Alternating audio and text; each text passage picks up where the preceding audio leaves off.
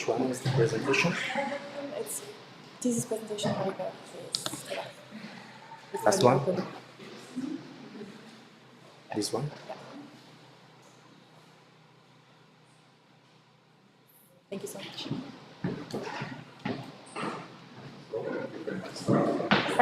Okay, so hello everyone, my name is Maria, and I'll be presenting my thesis with the title Group Decision-Making Behavior and Social Interactions of Killer Whales in Hardanger Fjord, Norway.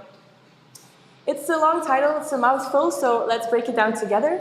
So the thesis essentially exists out of two main parts. The first one is decision-making, the second one is social interactions. So a lot of citations express decision-making through coordinated movements. Then, to understand decision-making, essentially, you have to categorize them in two main parts. So you have shared, as, for example, female sperm whale groups do, and then unshared, as bottlenose dolphins are reported to take part in. Then, if you do find an unshared decision-making behavior or patterns of this, you can then go and look if there is a potential leader, if there are several leaders or just a single leader. And if you do find them, you can really go more into depth and look for drivers of this leadership. And so proposed leadership drivers are ecological knowledge. So for example, older female killer whales in the North Pacific have a lot more knowledge and can then take the groups to where there's a bit more food in times of food scarcity. Or another proposed one is social centrality. So individuals that are a lot more central in a social network will then take or assume a leadership position more often. And then the second part is social interactions, as I said. And social interactions are shown to really shape the social network structures in a lot of citations. And to really understand or investigate these interactions, you can look at affiliative behaviors such as physical contact, but also synchronized surfacing or vocal communication. So with this in mind, we aim with this thesis to describe the group decision-making behavior of the killer whales, and this we did through examining the group deep dives. And then also to investigate the social interactions by quantifying the synchronized surfacing events and physical contact events. The study area, as I said before, is Hardanger Fjord. This is the second largest fjord in Norway with about 180 kilometers long, and it is located at the western coast of Norway. I did the fieldwork myself between February and April of 2025, and during my fieldwork I was living in Utvik, which is all the way inland of the fjord. And this is a very special region because there's only 3 known killer whale groups that go into this fjord. And they're only there between February and May every year, but this is only very recently. So let me introduce you to, by now, maybe my best friends. We have 3 groups, as I mentioned before. The largest group, we call them Norwegian Killer Whale Group 704s. There's 10 of them in this group, with mainly adult females, juveniles, and calves. There's no adult males in this group. I also do want to point out that during my study, I did not record 3 of them. So for me, this group was only 7, and those 3 are a mother and her offspring, which we then call the 366s. The second group with 5 individuals, we call it 280s, with an adult female and 2 adult males, and then some offspring. And then the smallest group with 1 individual adult female, 1 adult male, and then 2 offspring. But how do you start to locate killer whales in a fjord that's 180 kilometers long, right? We were very fortunate to have access to a Facebook group called Spekkhoggere i Hardanger, which is Norwegian for killer whales in Hardanger, in which real-time sightings are posted. So that was our main source of their location. Then also, of course, these groups are known, so we were able to identify every single one of them, thanks to the help of the identification catalog published by one of my supervisors, who has also founded the Norwegian Orca survey, through which we were able to also get information on their age and sex. How? The big question. As you can see on the picture, I used a drone to analyze them and to really look at their behavior.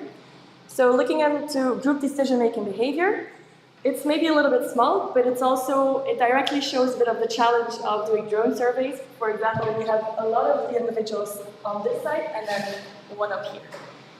So this video shows a group deep dive, which means that they leave the surface for at least 45 seconds, all the individuals.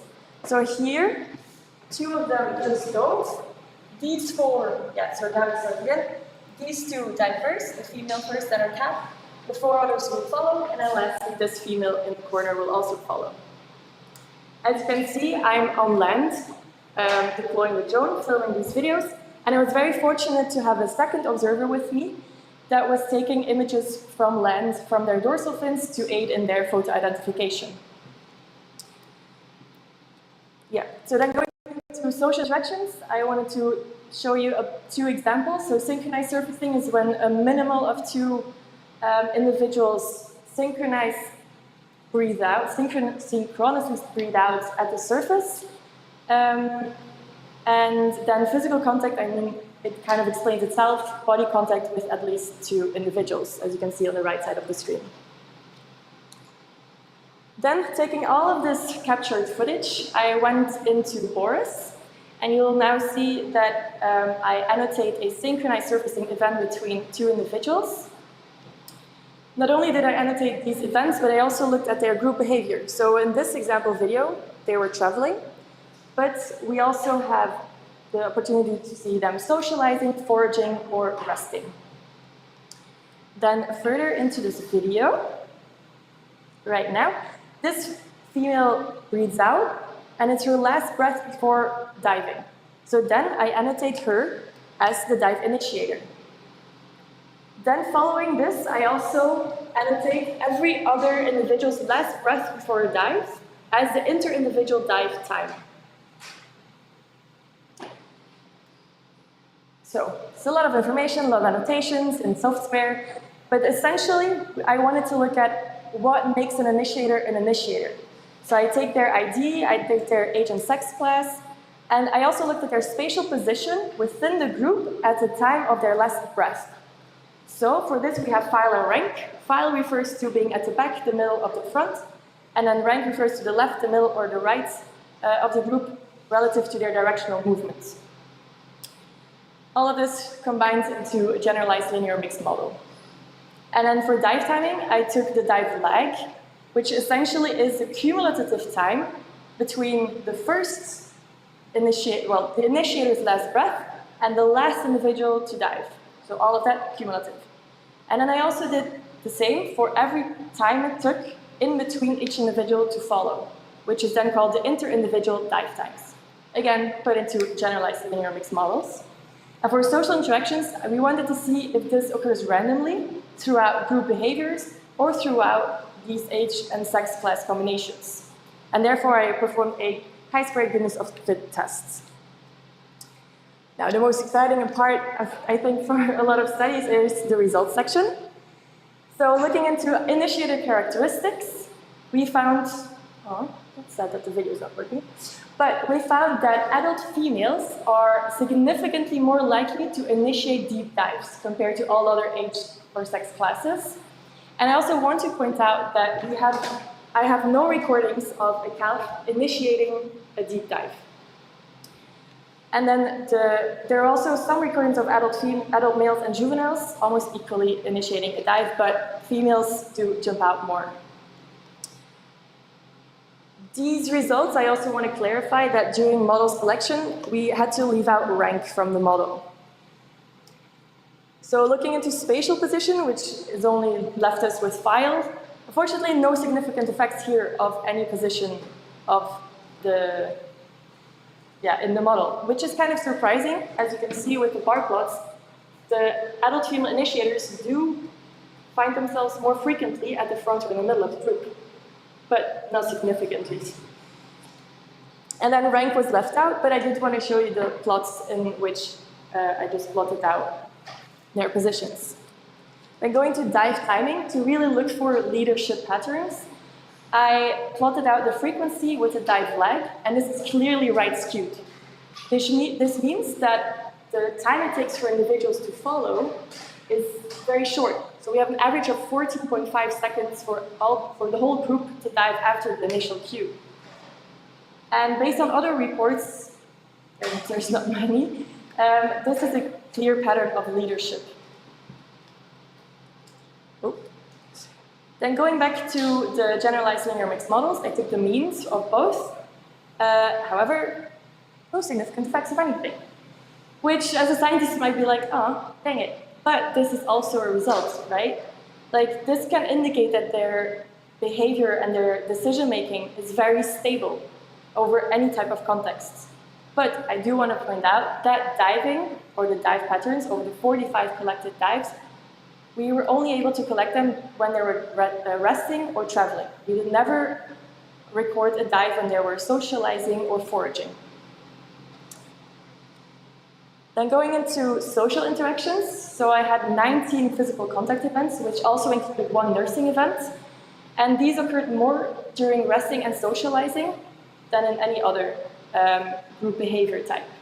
This is quite what you would expect, because during foraging, they have to be very coordinated. It's a very busy event that's happening, so they don't necessarily, or probably don't, have the energetic freedom to really engage in social behaviors.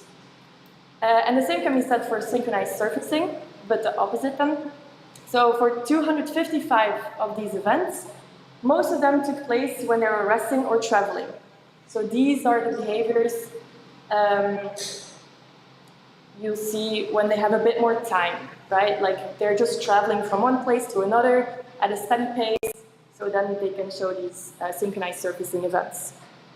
Looking more into depth between who is doing these social interactions with who, out of 24 possible combinations ranging between 2 age class types, so like a diet, or 5, I took the top 3 because it's a lot. And the most observed one is adult female and calf, which you could expect. The calf, depending on their age, are often in an echelon position, which is laterally next to the dorsal fin of their mom, or as an infant position, which is under her tail, often touching their belly with their melon, their head. Same as for adult female and juvenile, and an adult male and juvenile. And then lastly, for physical contact, only these 3 combinations were found. Again, adult female and calf clearly jump out. And I also note, like I mentioned before, included nursing. So nursing clearly needs body contact.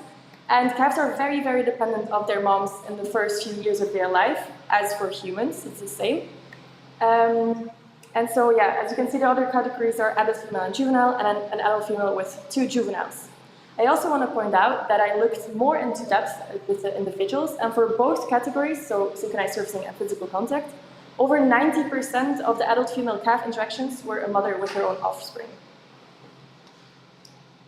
So, to come and conclude the whole study, girl power, right? The adult females leading the groups, very cool. It was kind of surprising to see no spatial position significance in these dives, especially because this kind of challenges previous studies that has been done in which they take the front female as a leader of a group. However, there were some limitations to the study, like the small range of group size, but also the fact that we only have 3 groups, basically, and I was only able to collect them during traveling and resting for the deep dives. Then mother-calf pairs appear to be very, very significant and very, very important for these groups. And then to kind of like finalize everything, I would like to recommend some things for the future, because even though drones are a non-invasive method for behavioral studies on cetaceans, they are inherently limited to surface behaviors. So it could be very interesting to combine this study with acoustics. For example, if the initiator is just diving without letting them know vocally, if it's purely a visual thing, or if there's an actual acoustic cue as well. And then also with biologging data, for example. It could be very interesting to see if these patterns change, and if you, for example, would tag a female and a male, if there is the same pattern to be found within the depth recorders or anything like that. And I think for a lot of studies this is true. We want a really long-term data set. It could be very helpful because this study only took place between February and April due to the time of this master thesis. So yeah, I think that's about it. If you would like to consult any of my references, you can scan the QR code, and of course, feel free to ask any questions. I'd be happy to answer them.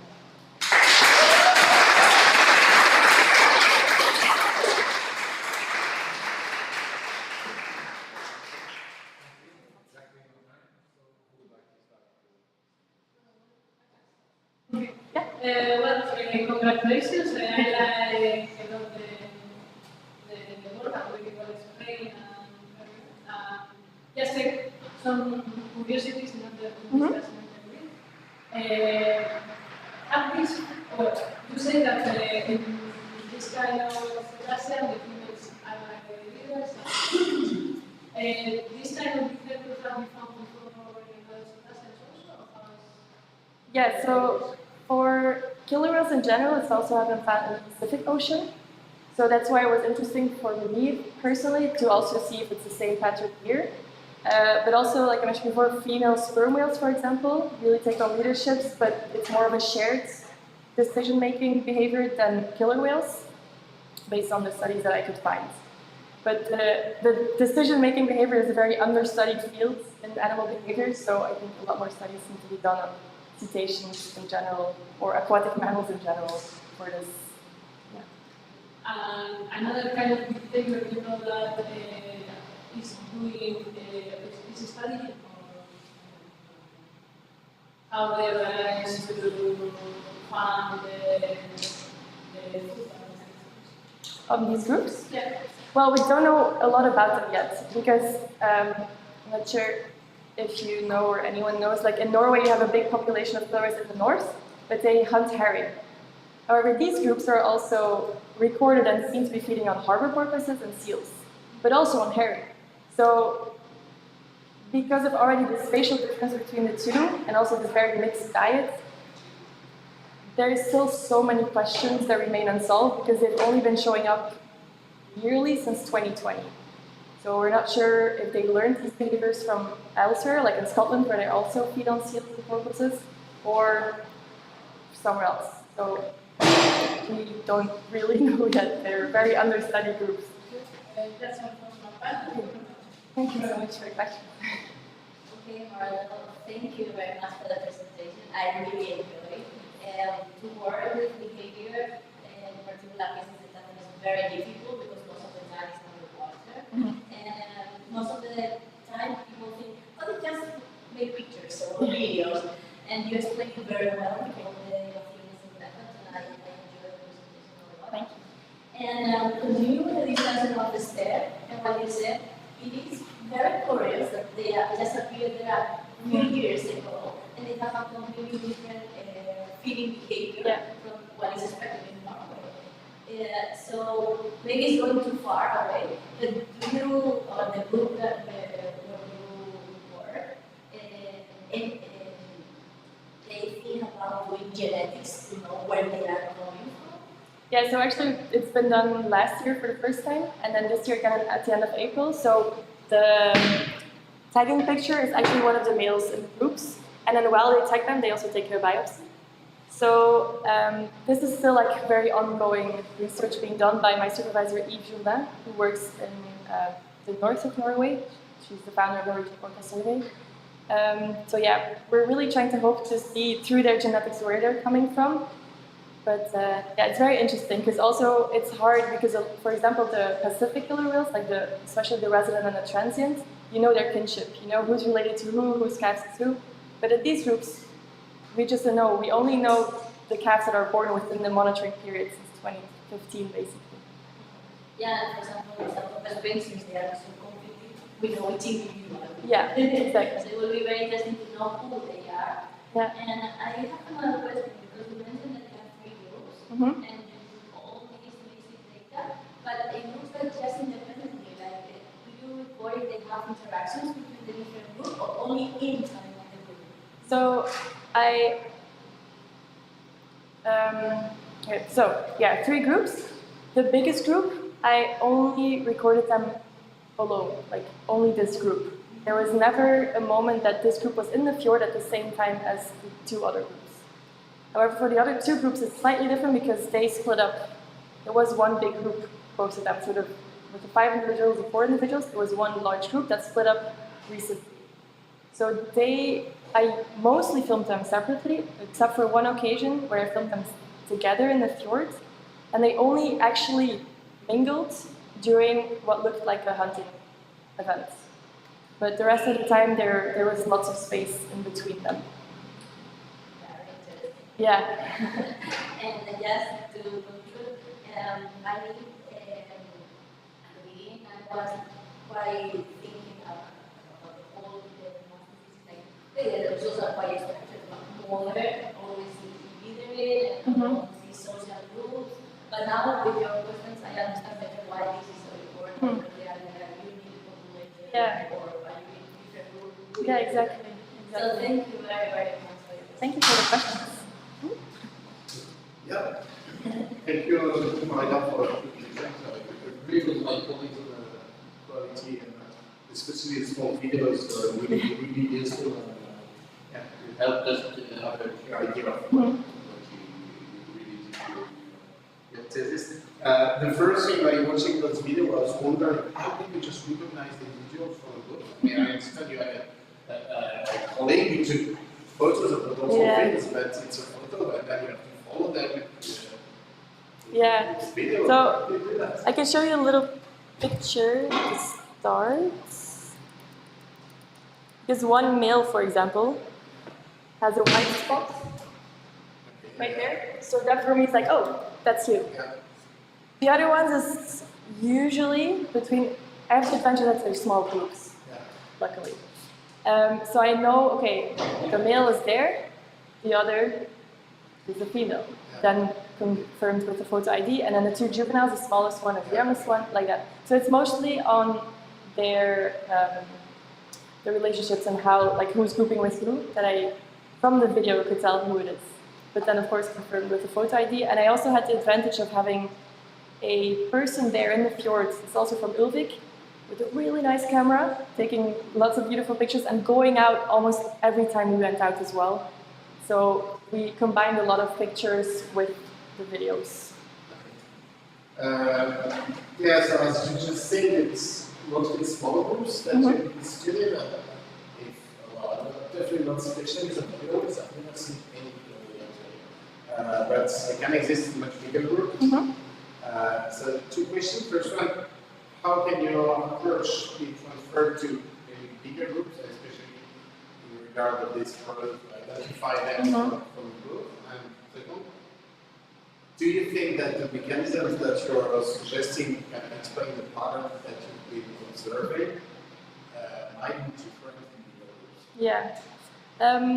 So the group sizes I found are very consistent with what is found for other seal-eating populations. So those have a range between 3 and 7, a median of 5. But yeah, so like the bigger groups are mostly fish-eating populations. So their behavior, yeah, for example, like in the north of Norway, they have a very different range. But then again, these bigger populations often have a lot more existing data already. So a lot more catalogs that are existing there, which also directly aids already in identifying all of them. So I don't know if and then how I can extrapolate to other populations, so right? Mechanisms that I found? Yeah. It's difficult to say because of the small range. Also, the fact that I have a very, like the bigger group doesn't have an adult male. So even those little things here and there make it very hard to extrapolate and really need a lot more research or like continuation of this project, for example, and then comparing it to other populations. So I'm a bit like like hesitating in answering this question just because there's so many limitations to this study. Even though the results are there, you have to really take them with a grain of salt.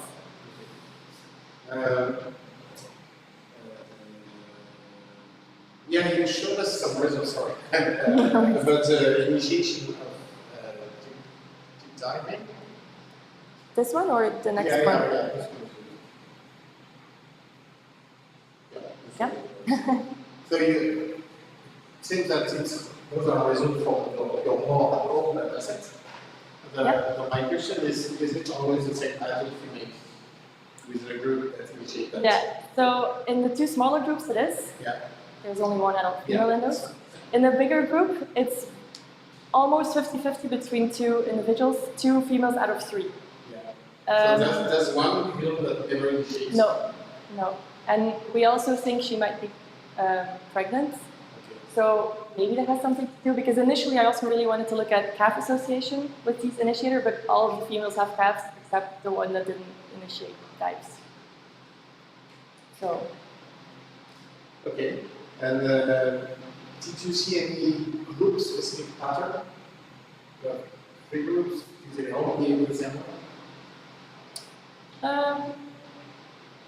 I want to say yes.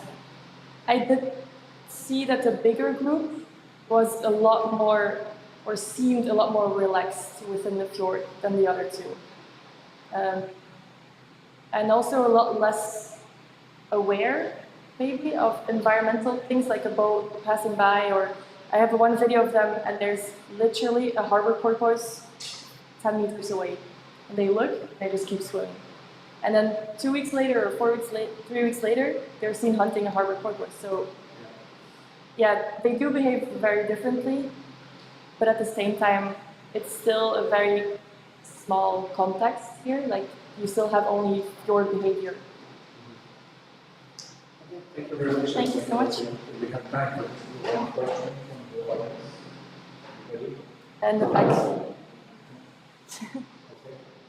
Just a quick question, maybe this is like not part of the project, but just wondering, is there like another way to maybe add into the drone study another technique of survey method that could potentially like increase your data set, or like do you want you guys to put in like future directions if you were like to do that? Or maybe with whales it's not possible and drones is the best way to go. I don't know, I don't know.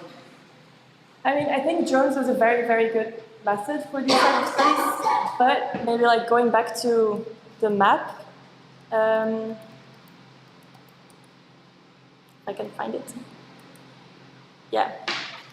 We were all the way up here, and I was only using my car to get from one side to the other. But we also know that they are here, and I also know that they're in a fjord more southern. But because of the limitations of being in a fjord in Norway, for me, for example, this is like 120 kilometers. It takes you 2.5 hours to get there. So you're very limited, so I think having a boat could help. There was only one occasion where, by accident, we were invited onto this very small vessel to film. But all the others, that's why like all the starting points of the data collection are so located at this end, because I was only traveling by car.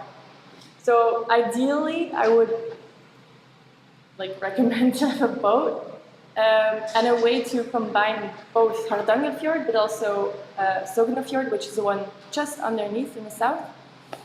But yeah, I do feel very strongly that drones are a very good method to analyze behaviors, even though they're quite limited to surface behaviors.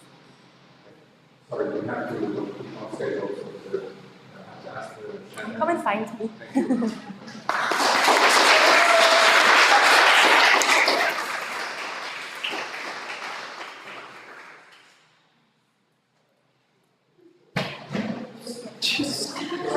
Starting strong. Okay. Let's see.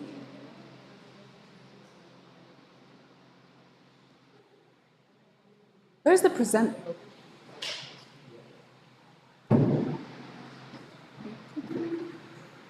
Need to project this. Yeah. Okay. Aha. Okay. So good.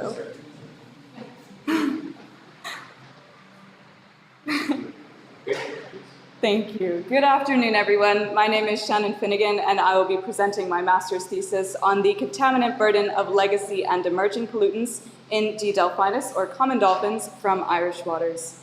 So we chose common dolphins because we know they are marine mammals, which are common ocean sentinels. The ocean receives, as it is a major sink, all of the pollutants that we produce on land.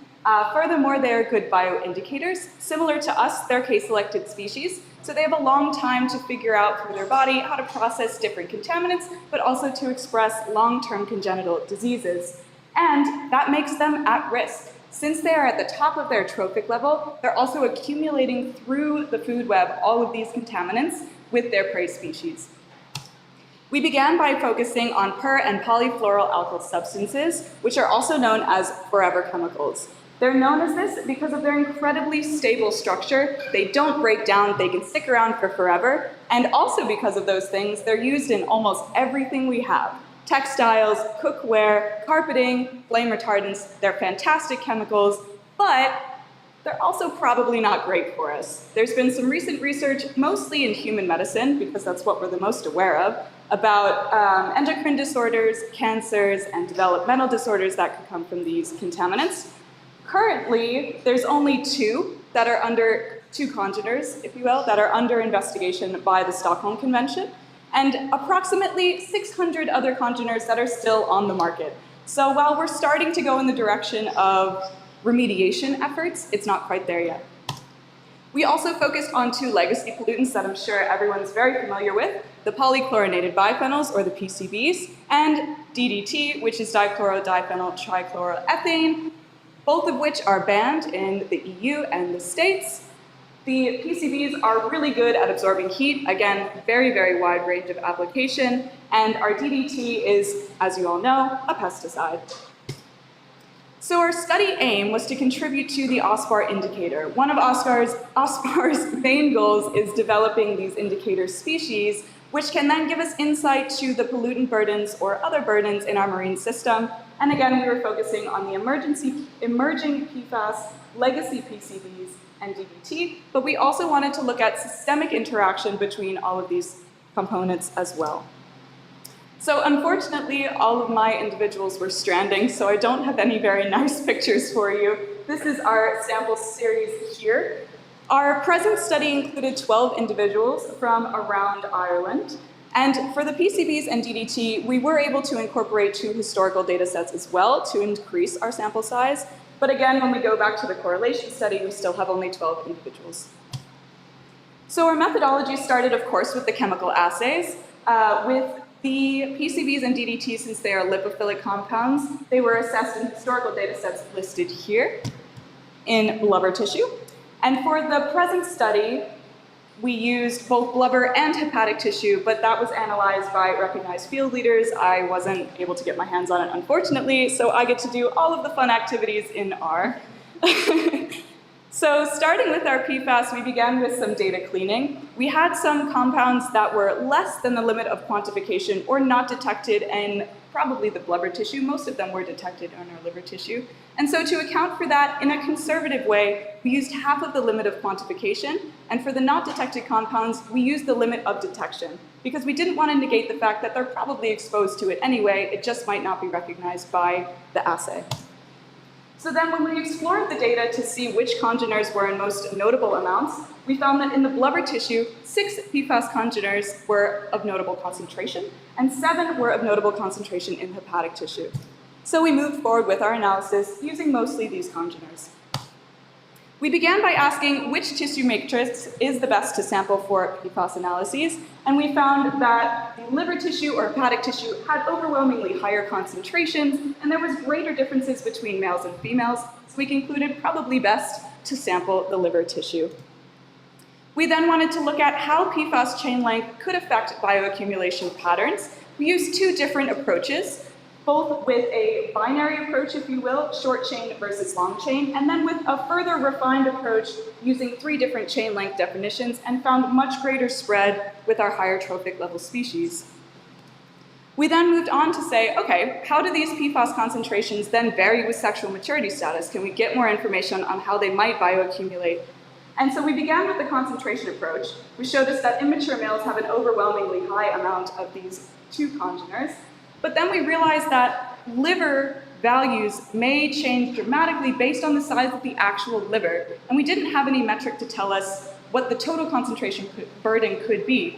So we decided to use a proportional approach, saying, okay, in this individual, this congener is this proportion out of their whole total PFAS-7 pollutant burden, and that gave us an interesting spread between our different sexual maturity groups. So knowing that, we moved forward with our PCAs and found, even with 6 individuals, that our mature individuals were grouped all the way over here, our immature, individuals were grouped all the way over here, and our mature individuals are grouped here, seemingly driven by PFAS and its precursor, PFASA, interestingly, and it comes into play later as well. So then we moved on to our PCBs and DDT. All of these were lipid-corrected data, again, because they were sampled from blubber tissue.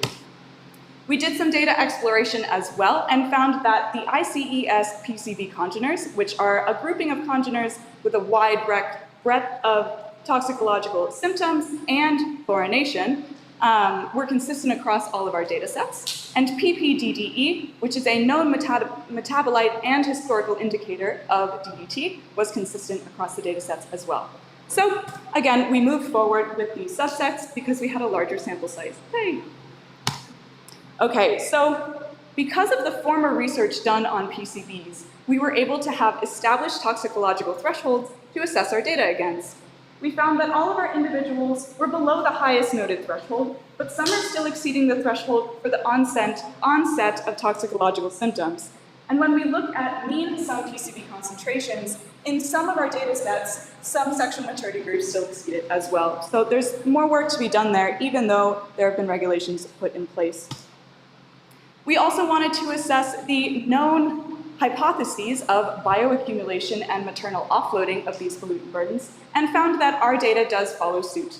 So in our immature individuals, the PCB levels are relatively similar between the two groups, whereas the mature females drop and the mature males increase, showing that the mature females can offload through gestation and lactation to their offspring, meaning they're relatively similar, and the mature males continue to accumulate through their entire lifetime. And we saw that that was supported with the PCA biplot as well. Great differences in mature and immature females, and similarities between all of the males. When we look at just PPDDE, same graph, now we're looking at the brown, we find that it's possible, due to our low sample size, we're seeing some discrepancies here with the immature males, but also we were looking at PPDDE. So maybe the males are indiscriminately affected by this pollutant burden because their inability to offload the pollutants. So while it may be that we're just not seeing those trends of bioaccumulation and maternal offloading due to our sample size, this warrants investigation. And we did see in our linear regressions that clearly there is a difference between the sexes, and they still are accumulating in our mature males over a lifetime. Again, even though they're banned, they're still a problem. So then we moved to our interaction between all of the congeners. We've done all our background work and we can compare them to each other. So before we get into it, this and this are exactly the same on both plots. We're looking at PCBs and DDT that were sampled within the blubber tissue, and the only differences we're looking at are the blubber values of our PFAS or the hepatic values of our PFAS. And what we're seeing is, in the blubber tissue, there's lots of congener relationship between the lipophilic compounds, but not so much between the PFAS, but here, PFOS, I told you he was coming back, seems to have a different relationship with all of them.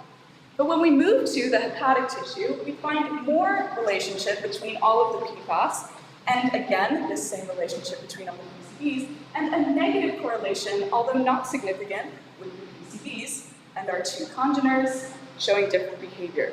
And what this is emphasizing to us is the different binding affinities of these compounds, which could influence their systemic interactions. Knowing that PFAS are protein-philic, are more likely to bind to proteins, could mean that within a body system, they're likely not interacting as much as we may think, but then, of course, we have our two friends that could be a problem.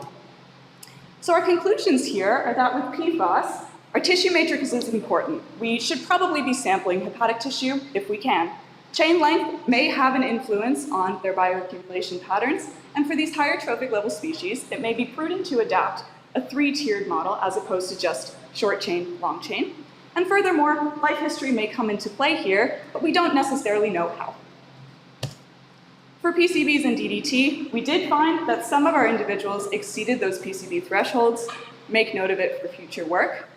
They did follow these bioaccumulation and maternal offloading hypotheses, but again, with historical DDT, there was some discrepancy there. So possibly looking into that a bit more.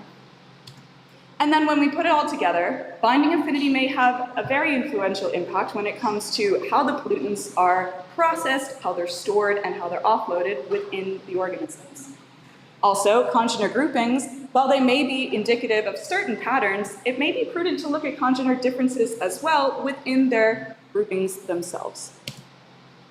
So, reminder, we're looking at the OSPAR indicator study. So we've done all this work, how can we inform future research? Based on the other studies, of which there are 3, of PFAS in common dolphins, the Western Ireland dolphins were about middle ground in terms of concentration. So we're not exceeding that, we're not below it, okay. But when we're looking at how to move forward with sampling, what we noticed that liver tissue was the preferred tissue sample, they seem to follow a similar pattern in the blubber tissue. So concentration clearly different, but in a pinch, we could use blubber tissue. So more news, better than no news. Moving on to the PCBs and DDT, like I mentioned, across all 3 data sets, we had the ICES7 congeners.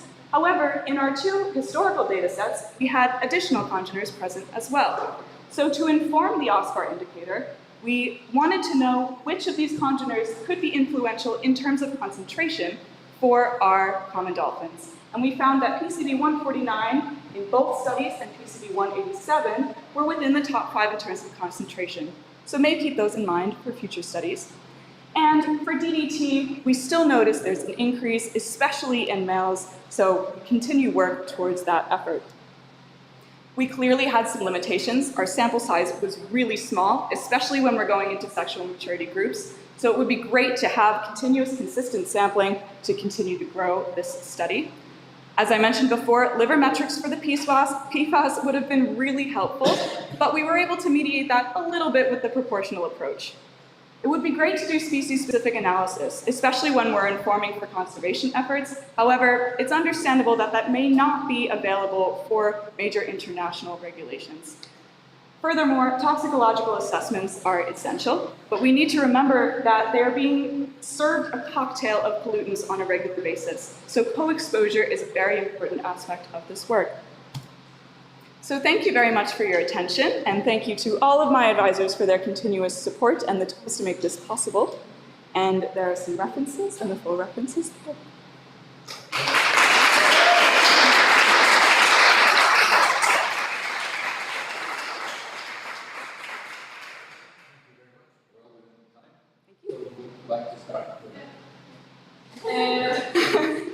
Congratulations for the work. I think that you spent a lot of time in the lab. Unfortunately, mostly in front of a Okay. So exactly what you received the data and go to the calculator? Correct, yeah. I received all of the data, but it hadn't really been separated into different groups. So my job was to organize and analyze. Can you explain more in detail which is the OSPAR indicator? Yes, so the OSPAR indicator study is an initiative by OSPAR to identify species which can give us an idea of what the pollutant burdens are in the water. So many times they're using benthic organisms and pelagic fish species. So marine mammals are often the highest trophic level species that they're using to get an indication of health effects long term. And what do you think about this indicator is enough? And maybe they can also plug, I don't know, animals that are in the I think they are. I think, so most of the information that we received from OSPAR are from those lower trophic level and primary producing organisms. This was the first in Ireland that's looking at these compounds within the common dolphins, which adds that little translational approach to human medicine, etc. But they are looking at those lower trophic levels. Thank you. Once again, I follow the same questions to continue with the same topic, but first of all, congratulations. Thank you. I'm very happy that you presented this today. Anyway, And the things that Steph mentioned is very important because there are just a few studies that took marine mammals as applying indicators for the health of us. Yes. One health on agriculture, yeah. and I was wondering if you think that it would be interesting to have other species, not only or an indicator, or how you will make better your study. Will more species, or will more individuals from the same species? I think the answer is broadly yes. It would be great to include more species. There are a number of studies that were looking at how it moves through the food web, how it accumulates in these higher trophic level species, which is very interesting, and as you mentioned, very sparse. So it would be great to, especially in this area, include that with more species as well, especially the prey species of these individuals. But yeah, moreover, it would be great, especially for the One Health objectives, to have more individuals so we can do more robust analysis and understand what's going on, especially toxicologically. Yeah, and you very wisely put all the regulations of your study. And I identify or maybe I think about another one because you just work with stranded animals at the end, they are dead animals. You don't know where they are coming from. You maybe have some indicators in your study if they are threats or identify the floating activities in the areas, or you don't have that information and you could come from wherever? We do have that information. All of the animals included in this study were in good condition, or what was considered good condition by the people performing the necropsies. I do believe that some of them were frozen prior to necropsy, which could have altered the data a little bit. As you mentioned, it would have been very helpful to also do biopsy work on live animals, but for the PFAS, it becomes a bit of a challenge, because when we're doing biopsies, and actually the Hullville study included biopsies, we weren't able to include them in this study, obviously because they were the only ones. But when we're looking at the PFAS, because they're so protein-philic and they wouldn't be accumulating in the blubber or even the endothelial tissue, we would like to find more protein-rich organs like the liver, like muscle tissue, etc. And with the biopsies and the ethics of the biopsies, it's kind of hard to go that deep, if that makes sense. It makes a lot of sense. In our previous study that we use the same, but we did two different species, we compared two species and we used stranded and biopsies. Yes. And the big problem of the biopsies is that have enough samples Yes. for the analysis, and what we just mentioned. So very well explained, and thank you very much. Thank you.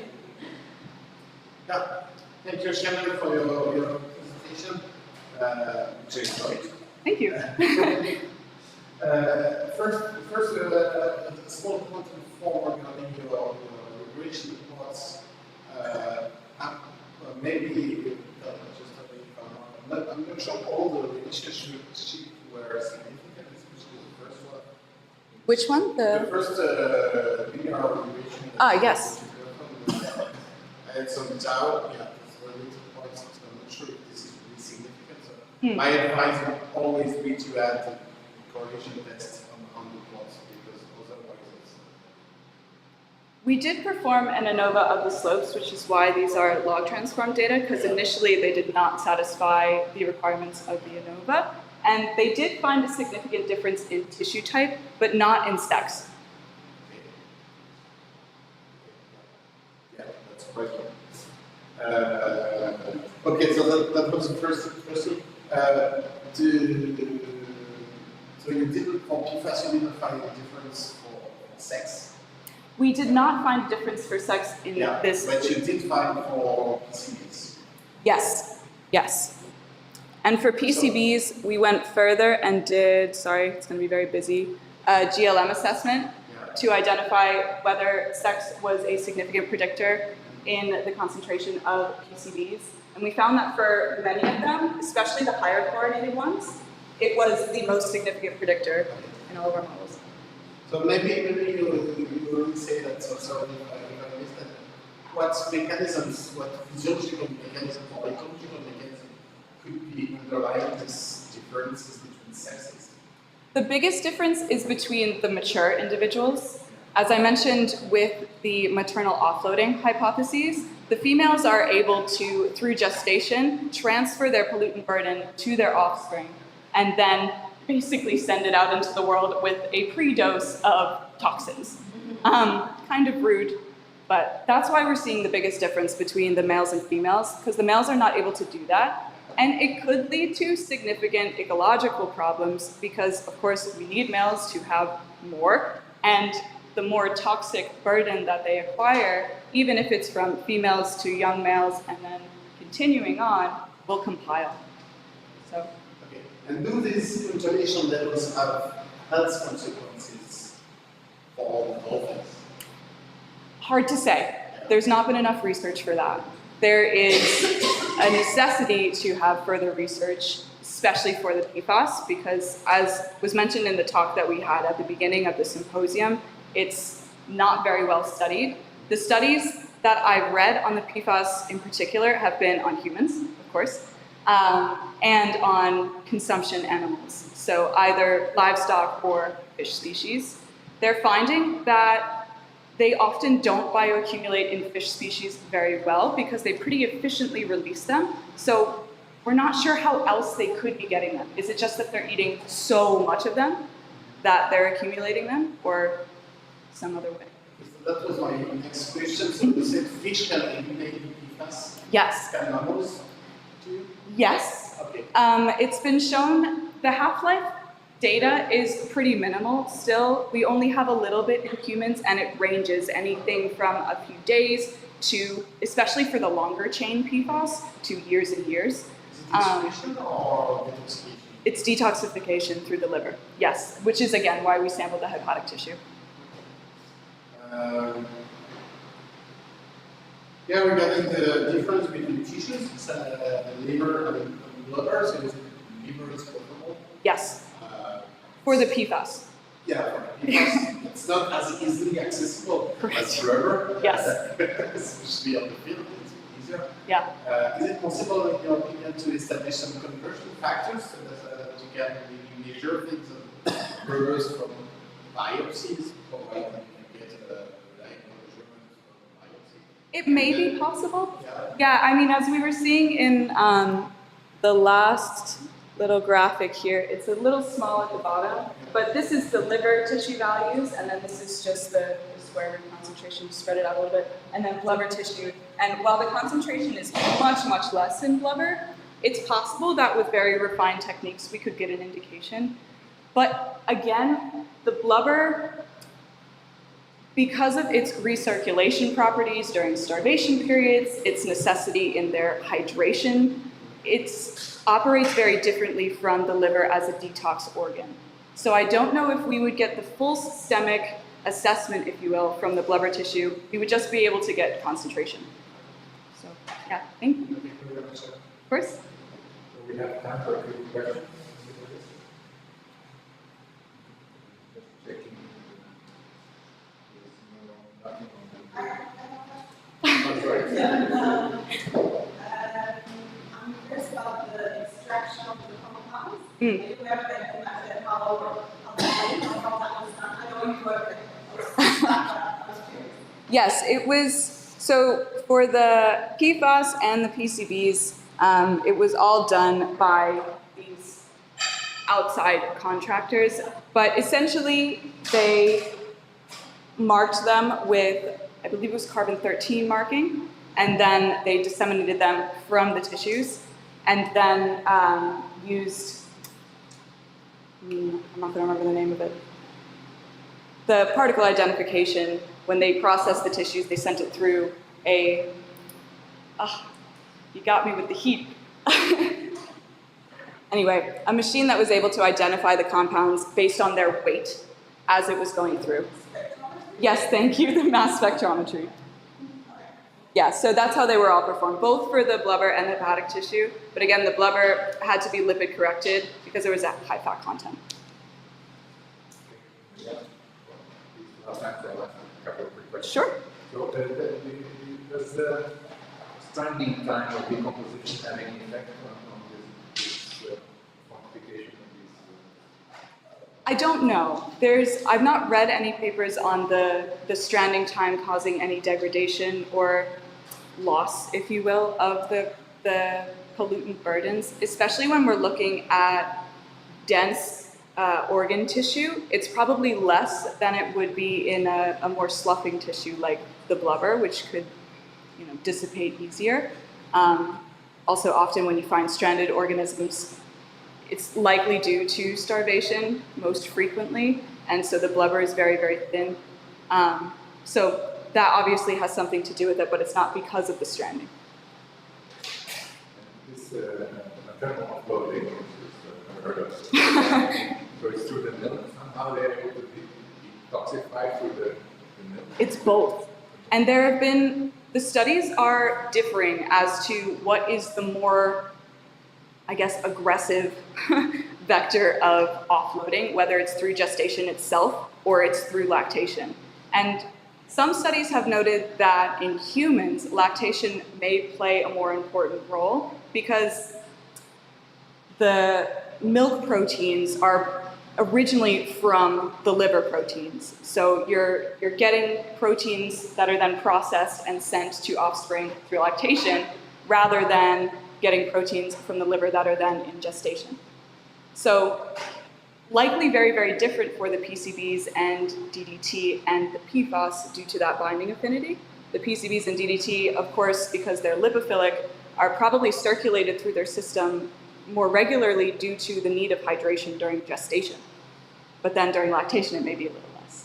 So yeah, it's definitely warrants more research. Okay, thank you very much. Yeah, of course.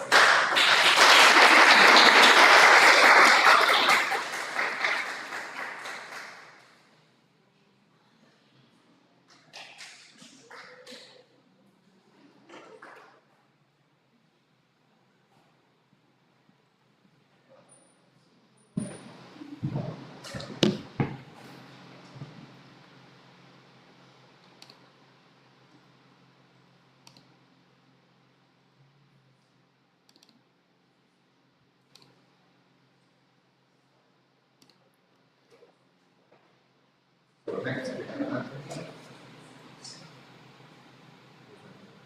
oh, sorry. I thought you were sorry, hold on a second.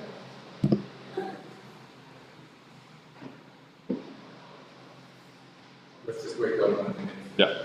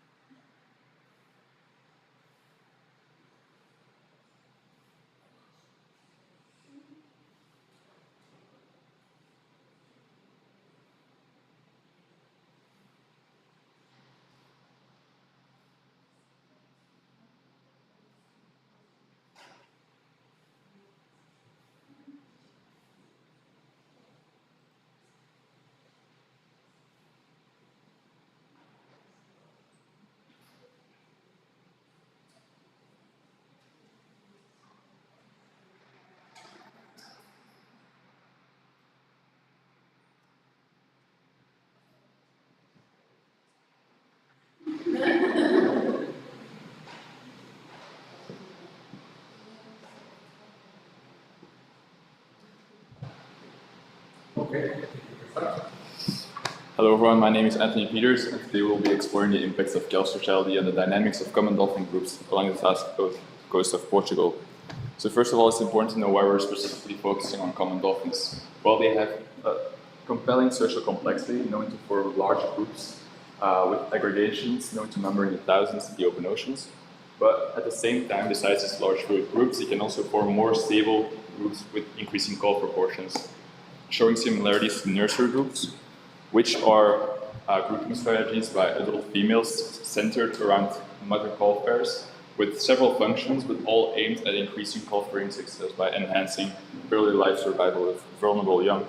So here you can see a few of these functions, for example, the mitigation of predators, mitigation of aggressive conspecific males. But besides this aggressive conspecific behavior, you also have a more affiliated conspecific behavior associated with these nursery groups, known as alloparental care. So when other group members show some sort of caring dynamic towards a calf in the group that is not their own.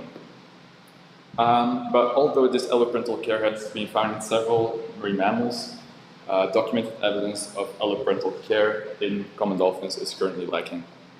Another important function is, of course, calf development, since these nursery groups form stable social environments for calves to obtain critical social and ecological skills through exposure and social learning, showing elements of non-human culture. But unfortunately, there are no thresholds yet to define nursery groups within common dolphins. Therefore, we introduced the term calf groups, which is any group that contains at least one calf, to then see how calf proportion might influence behaviors related to nursery groups. So we take a novel calf-centered approach by looking at calf-initiated behaviors, which makes an observable mark where there's a change in social dynamics to then see if there's any potential responses from the group. So if these calf groups along the south coast of Portugal were to function the same way as nursery groups, then we can expect an increased responsiveness towards these calf-initiated behaviors. So the south of Portugal makes the ideal study area because of the frequent occurrence of immature individuals and the productive waters. This area has been found to be a potential nursery area for this specific species. So we obtained focal follows by deploying drones to allow us for obtaining an aerial perspective. And then when we obtained these focal follows, we segmented them into 30-second intervals, which were then reviewed and categorized based on whether or not a calf-initiated behavior was present within them. So if none appeared, they were classified under natural dynamic intervals to obtain group dynamic data without calf-driven influences. But when at least one calf-initiated behavior occurred, these were classified under calf-initiated behavior intervals to obtain data on group dynamics influenced by these behaviors. So to correctly classify them, it's important to know which specific behaviors we're looking at. So we're looking at joining and separation, which are specifically mother-calf pair associated. We look at social play due to its known function in developing social and locomotor skills within calves. We look at aerial displays, as well as speed change, which combines acceleration and deceleration relative to the general speed of the group. We look at directional change, which is when a calf alters its direction or the general direction of the movement of the group by at least 45 degrees for more than 5 seconds. And then, of course, we need a reference behavior, which in this case is physical contact due to its common occurrence within dolphin groups to strengthen and maintain social bonds. So what we first did was collecting data from natural dynamic intervals, and for this we did a focal sampling animal procedure. Focal animal sampling procedure. So this we did by firstly collecting instantaneous data at the beginning of the interval, so group size and calf count, to then of course calculate calf proportion. And then we need a comparative baseline for our calf-initiated behavior, so we're specifically looking at adult-initiated behaviors, which are basically the same behaviors as previously described, but with the exclusion of joining and separation, since those were mother-calf pair associated. So when we identified these adult-initiated behaviors, a 5-second time window was set into place, from which we then collected the continuous data, which is, first of all, the total behavioral responses by adult group members. So when these group members alter their behavior relative to the initial activity, as well as the total directional responses, which is when adult group members shift their direction towards the initiator. And then we end this data collection from these intervals by obtaining predominant activity sampling. So this is done by collecting state events on 3 group dynamic metrics, so group formation, cohesion, and activity, to be able to quantify the proportion in which these calf groups maintain certain formations, cohesions, or activities. And then we come to the skip intervals. So in these ones, we start by, again, collecting natural dynamic data up until the moment when a calf-initiated behavior occurs, from which we then shift towards collecting data on the group dynamics affected by this behavior. So first, we do this by collecting instantaneous data pre-kip, so 1 second prior to the behavior happening, and then we collect the group size, calf count, as well as instantaneous sampling on the described group dynamic metrics. And then, of course, we collect data on the type of behavior that is initiated. So in this case, we see the initiation of physical contact. And then, of course, we collect the post-kip data, first by collecting instantaneous data, 5 seconds after the calf initiates its behavior, be able to compare the pre- and post-kip dynamics. But as well, we collect continuous data the same way as we did for adult-initiated behaviors, by looking at the total behavioral and directional responses within that 5-second time frame. And then we also collected data on some additional predictors to see whether or not they had a potential influence on the relationship between calf-initiated behaviors and group responses. So first of all, we looked at the calf engagement. So this is done by looking at the calf participation proportion. And of course, we look also at proximity, so where the calf initiates behavior relative to the position of the mother. So either in close proximity, which is within a radius of 2 meters from the mother, like the gray area.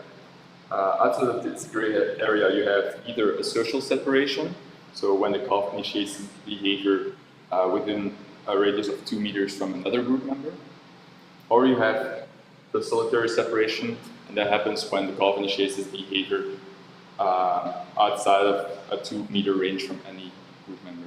And these inter-individual distances were measured using ImageJ, where we selected the average length of an adult common dolphin for a reference for the scale calibration.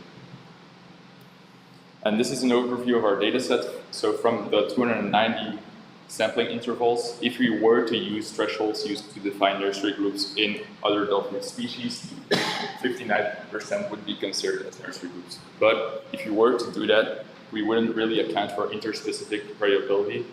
Therefore, the conclusions might be misleading. And then when looking at the calf-initiated behaviors, we observed 134, with the most frequently occurring being physical contact and the least frequently occurring being aerial displays. The natural dynamic data showed us that the predominant formation was parallel, the predominant cohesion was very dispersed, and noticeably the predominant activity is travel. And the additional predictors showed us that there is a wide range of calf engagements, as well as that most of the calf-initiated behaviors happened in close proximity to the mother, above 80% even. So the first thing we wanted to do was see whether the initiator type had any influence of the type of behavior that was initiated. So we did a chi-square test, and we found that when comparing calf and adult, that calves were more likely to initiate physical contact compared to adults, showing a higher affiliated drive within these calf groups. But at the same time, they were less likely to initiate directional changes from the group. So showing some sort of following behavior, which is also observed in many young mammals, but instead of just following the mother, they might prefer to just follow the group as a whole. So especially in these deeper waters, since deviating from the general direction of the group might result in a loss of locomotor support, especially if your predominant activity is travel. And then we come to the modeling. So we did a dual-faceted analytical approach by using generalized additive mixed models. So we looked at the responses at an individual level, as well as a group level. And when looking at the individual level, we looked at total behavioral responses and the directional responses. But only the directional responses showed that the initiator type had a significant effect in inducing more directional responses. So what we found was that calves, when initiating behaviors, were more likely to result in higher amounts of adults shifting their direction towards a calf than when an adult would initiate certain behaviors.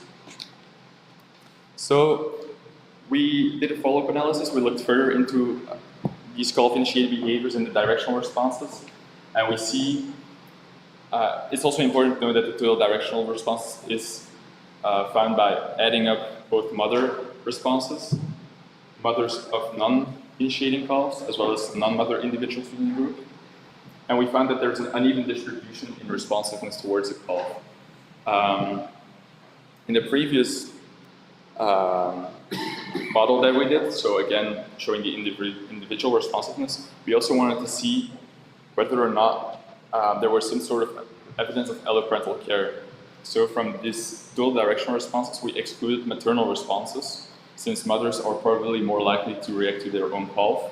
And by doing that, we still found that calves were more likely to initiate directional responses in adult group members, therefore showing the first real evidence of alloparental care in common dolphins.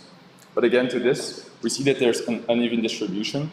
So we decided to look at each responder type individually. So first we have the maternal responses, where even though calves were less likely to initiate the directional change, when they eventually did, the mother showed an increase in responsiveness towards this specific behavior and showing some sort of retrieval behavior.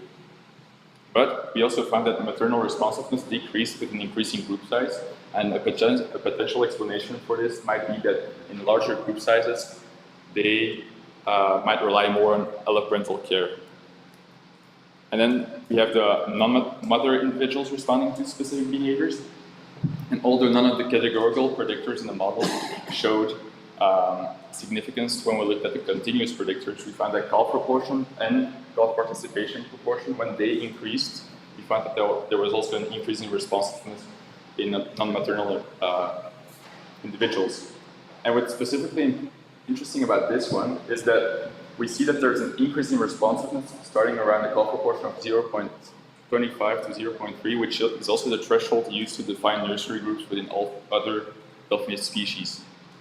So therefore, this might add to the data needed to define nursery groups within common dolphins.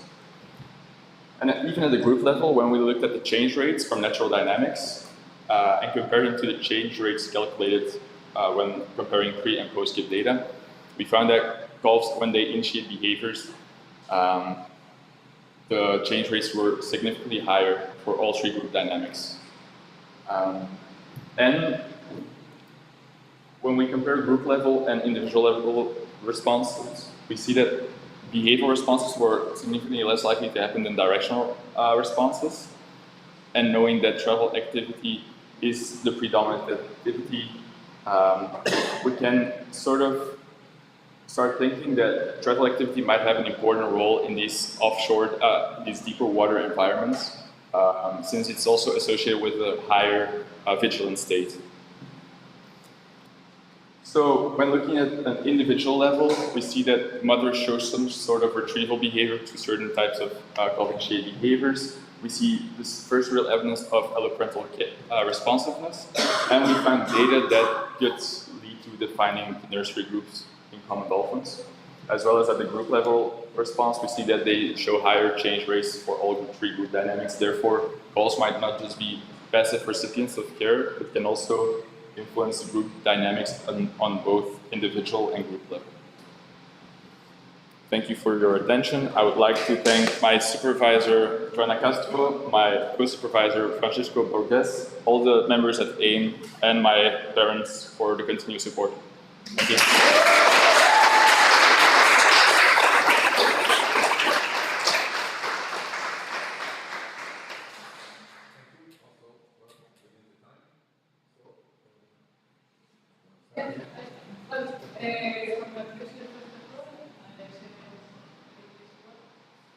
Well, just curiosity, which are the weaknesses of the weaknesses? You have prepared model, right? Yeah. So which are maybe the points or good things that you think that in the future you continue? I mean, working with common dolphins is especially difficult because we want to try to identify marine mammals, of course, at the individual level to try to better understand their social interactions. But With common dolphins, it's especially difficult to try to even include additional predictors like sex, like age. We try to use proxies for bulb age, for example, by also still measuring bulb size. But when trying to put those predictors in the models, there was not enough data collected on those to obtain results. So we decided to not include those specific predictors in the models, as well as when we decided to choose a specific model, we did a backward stepwise selection process for all the potential predictors that we took into account. But yeah.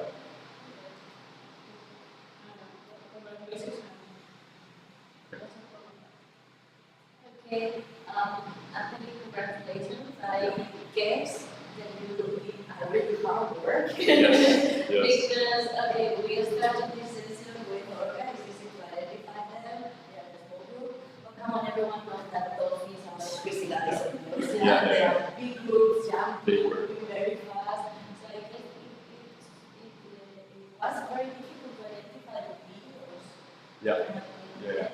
I want to know how big the groups that you are studying are, because sometimes they have very big aggregation and it's difficult to identify all the individuals. Yeah, so the group size range was around 3 to 65, but that was also due to the fact that some drone videos were excluded from the data analysis. For example, when the drones flew higher than 40 meters, even though you had a broader field of view and could see way more dolphins than 65, when you get to those heights, it's just not feasible to accurately collect the same quality of data than compared to when drones were flown at heights lower than 40 meters. So we stumbled upon focal follows where group sizes were more than 65, but that would make it less accurate and also way more difficult to collect data.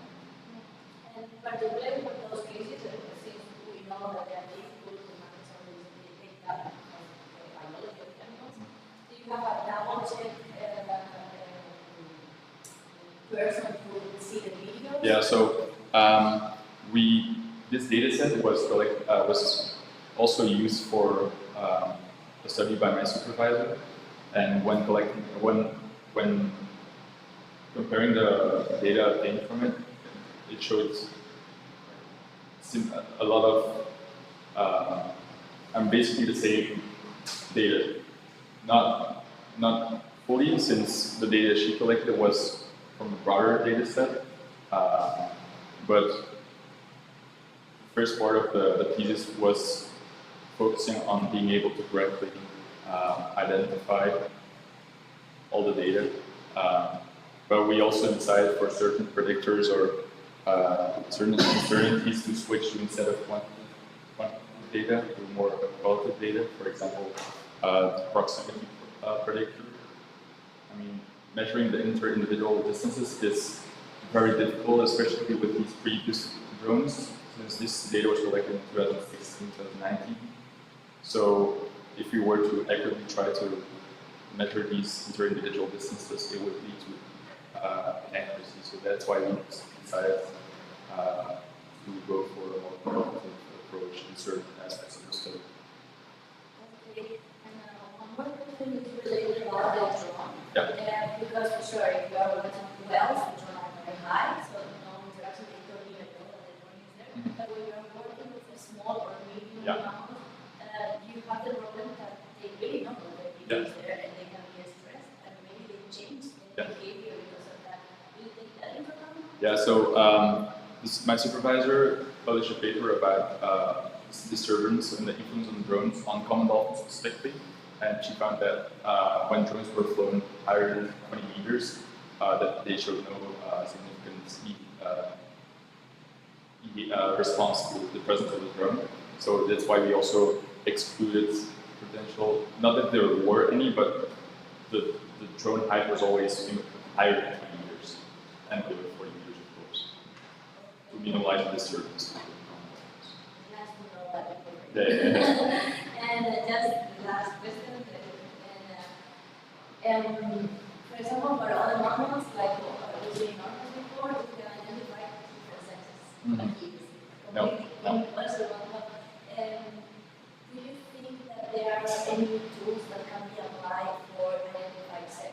It's very difficult because you can try food identification, but the problem with that is you have the problem that you're with large food groups, but especially common dolphins have relatively small amount of markings to be able to correctly identify them at an individual level using food identification. You can try to include genetic analysis, but logistically it's not really feasible.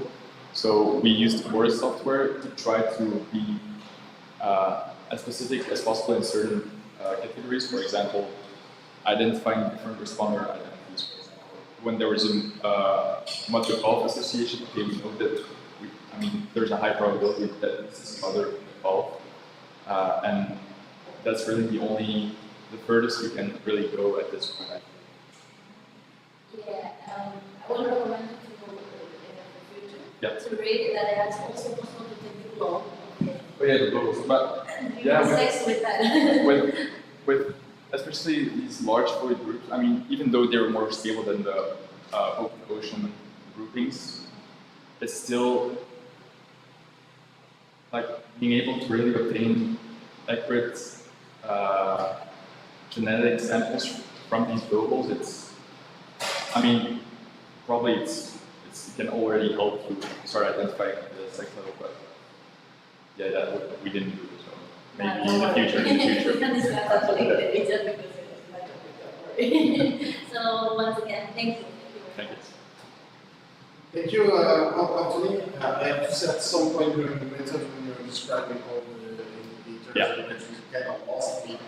I did my best, and my apologies if my don't worry, questions are more it was a lot. side topic than on the core of your work. I have a very simple question. What's the calf? A calf is basic.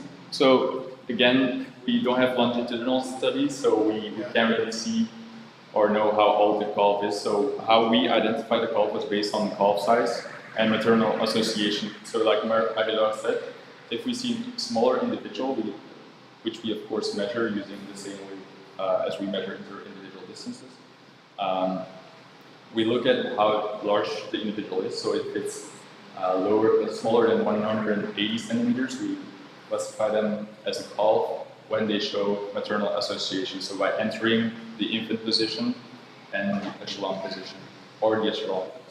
Do you have an idea of what age this corresponds to?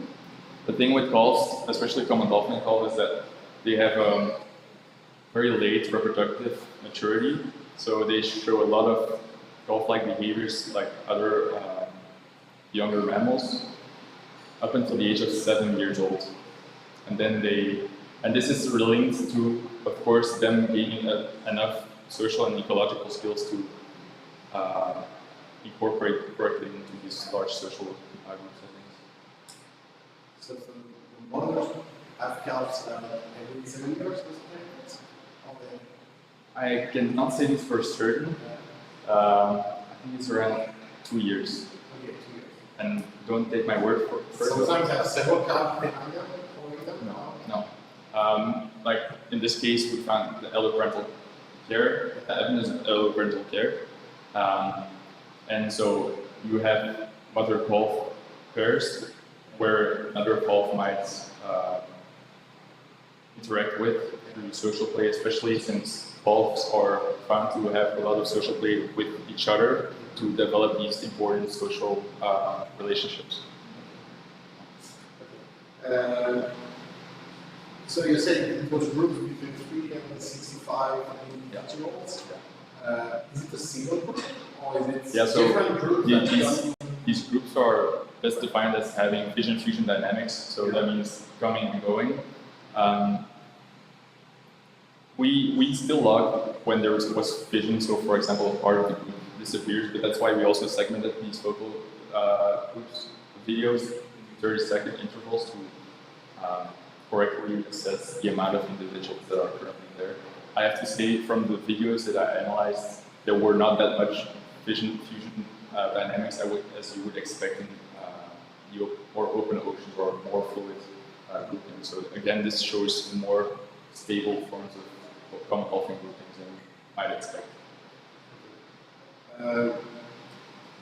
You said something at the end of the presentation about the travel activity that might play a role in developing that.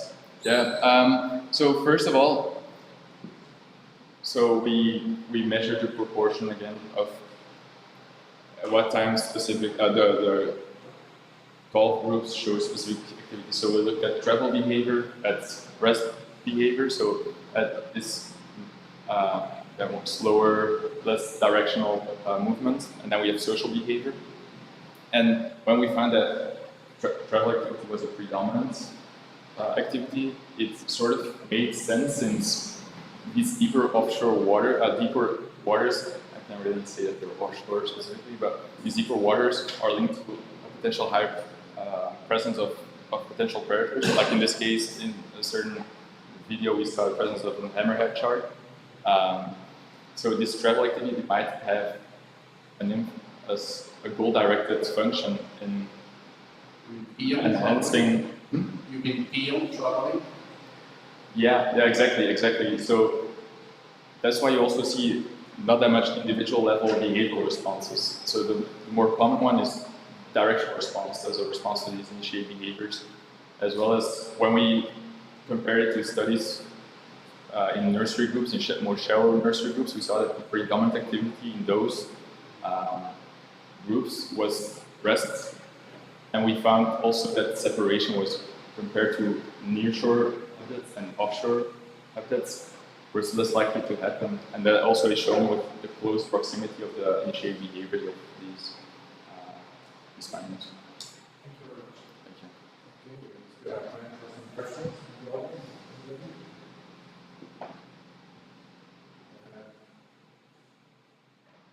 Check if there's anything. I have one quick question. Yeah. In the Algarve, there's a lot of whale watching and a lot of boats going out, and sometimes they don't respect the distance. Yes. Do you think that may influence your For instance, when these focal follows were done, there was a balance between both, again, altitude and distance from both the boat and the drone to minimize the potential disturbance to their natural behavior, and as well as they made sure that there was no presence of any other boats in the area. Well, thank you all for the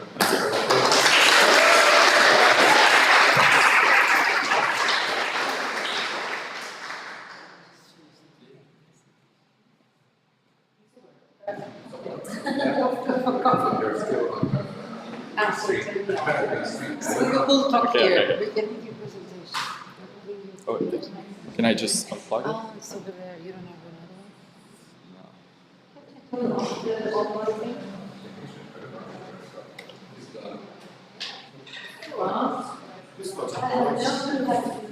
We'll talk about it. Yes. Because some things you have there which are not common, but when you say Yeah. we'll turn off the review. You can publish that. You have to publish this.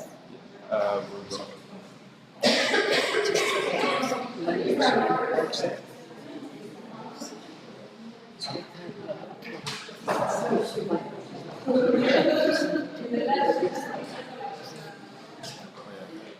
Then I have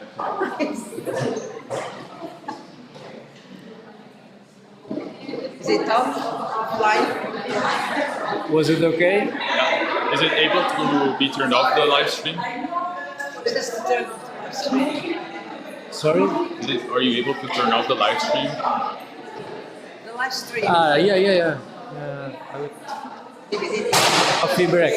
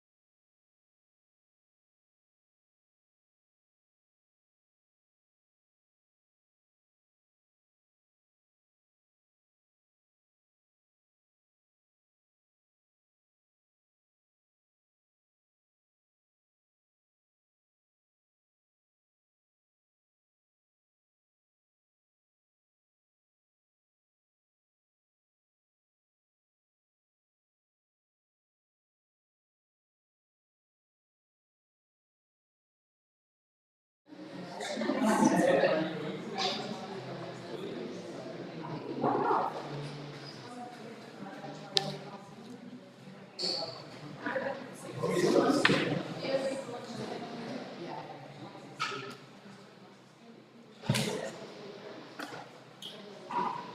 welcome back, everyone. Thank you. We're going to start this last session of today with the three last presentation for this group. So I'm Diego Silva from UBA, I'm creating this session. With me, colleagues from both Sorbonne University and here in Ancona, so Cristina Vitalino, Associate Professor.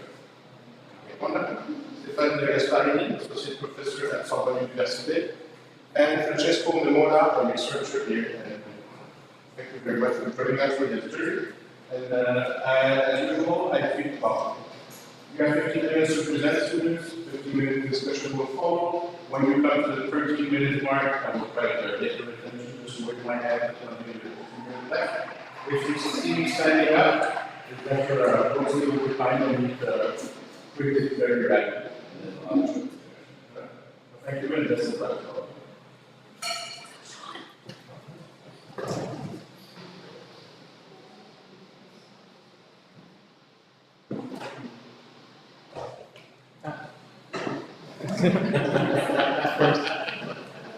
Good start. Whatever you're ready to study.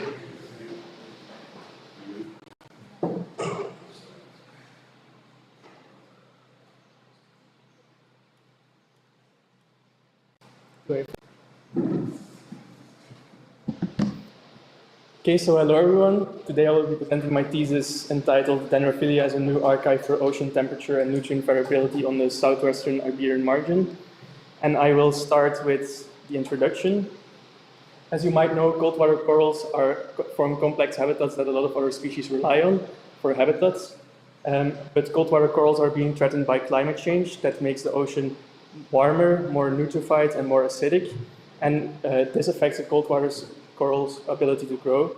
So we need a record that's longer than the 200-year instrumental record that we already have to better study this on long term. And for this, we can use paleoarchives. I will explain you with an example what paleoarchives are. Cold water corals can be paleoarchives because as they grow, they incorporate elements into their skeleton. And this way they create an environmental fingerprint of the environment that they grew in. An example of such proxy is lithium over magnesium ratio, and this is based on the fact that cold water corals incorporate more magnesium at higher temperatures into their skeleton and more lithium at lower temperatures into their skeleton. And so the lithium over magnesium ratio gives an idea of the temperature where the corals have grown. Another one of such proxies is the barium over calcium ratio. This is based on the fact that barium follows a nutrient-like vertical pattern. This is because when organic matter stinks, it remineralizes and releases barium into the environment. When there's more barium in the environment, there's more organic matter in the environment. And when there's more barium in the environment, the cold water corals will incorporate more barium into their skeleton. So why are we using cold water corals over tropical corals? Well, they show a smaller influence of organic matter because they grow at lower productive zones, at deeper depths. They also show smaller uncertainties. You can see here there's an exponential relationship between lithium, magnesium, and temperature. So at higher temperatures, you will see that a small change in temperature a small change in lithium over magnesium will give a bigger change in the temperature, which is not the case in shallower depths or lower temperatures. We're also filling a gap. You can see there is a gap of data points in the middle of the graph. And this is exactly where our samples fall, between about 11 and 16 degrees Celsius. Also, the corals are exoxanthellates, which means that photosynthesis will not have an influence on the incorporation of elements into the skeleton, on the chemistry of that. But why are we using Dendrophilia and Dendrophilia cornigera and Dendrophilia ramea respectively? Well, first of all, they're understudied compared to, for example, Dendrophilia pertuta, but they also show a lot of they're very promising because they can be called as bycatch, which means that there's not always targeted sampling needed. They can also be grown under lab conditions, which means that we can test specific effects. And they grow under a wide range of conditions, which means that we can infer the temperature from a wide range and of places, but also a wide range of depths. So my two main hypotheses are lithium over magnesium ratios in dendrophilic skeletons reflect local ocean temperatures, and barium over calcium ratios in dendrophilic skeletons are indicative of nutrient levels in the surrounding water. So what are the methods we used for this? First, of course, the corals had to be collected, and they were collected off the coast of Zagreb, as you can see here indicated by the red crosses.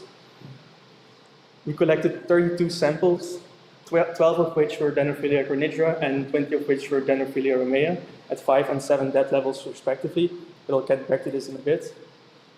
And we used 1 of each for a mechanical cleaning test and 3 for a structural cleaning test, but I'll get back to what this means in a little bit too. And we used two or three subsamples of each. 2 or 3 subsamples.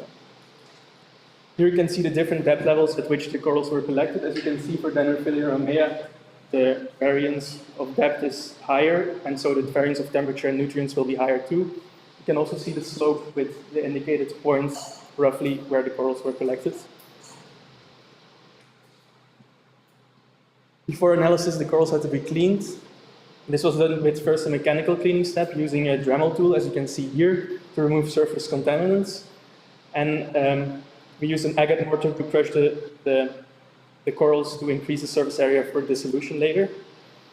On the right, you can see the structural test we did. So we tested if removing the septa from the corals had an influence on the lithium or magnesium and barium over calcium ratios. So we had certain parts of the skeletons without septa and certain with. We also tested in Dendrophilia romea the difference between basal sections and apical sections, with the idea that basal sections will be older than apical sections, and so have incorporated for a longer amount of time to see if there's a difference with the lithium over magnesium and the barium over calcium ratios. We didn't do this for Dendrophilia cornigera because it has a very dendroid pattern, and so it's hard to decide the spots. So we just used that there. For the mechanical cleaning test, we just used part of the skeleton that we didn't mechanically clean. But it will be better, clearer in the results. Then there was a chemical cleaning step with first a pre-cleaning step with water and then an oxidative cleaning step according to Cuny-Guéric in 2019. But we did this step twice because we observed a lot of organic matter in our samples. This was to get the organic matter out of the coral matrix and out of the pores of the skeleton. Here you can see it before and after. And here you can see a SEM image that we took ourselves of a pore of the skeleton. Then the samples had to be dried and dissolved, and they were dissolved in 1 normal HNO3 to retain for ICP-MS analysis.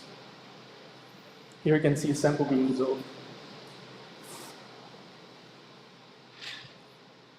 Then for the analysis, as I mentioned before, we used ICP-MS analysis, which turns the sample into a plasma. It heats the sample up, turns it into a plasma, and then looks at the mass over charge ratio of the different elements in the sample, and that way it can decide which element it is and have an absolute count of the amount of that element, which can be converted into a concentration. For the statistics, I used data from the World Ocean Atlas and from Copernicus for the environmental data, and I used data from the literature and the ICP-MS analysis I did myself for the element ratio. I did my analysis in R.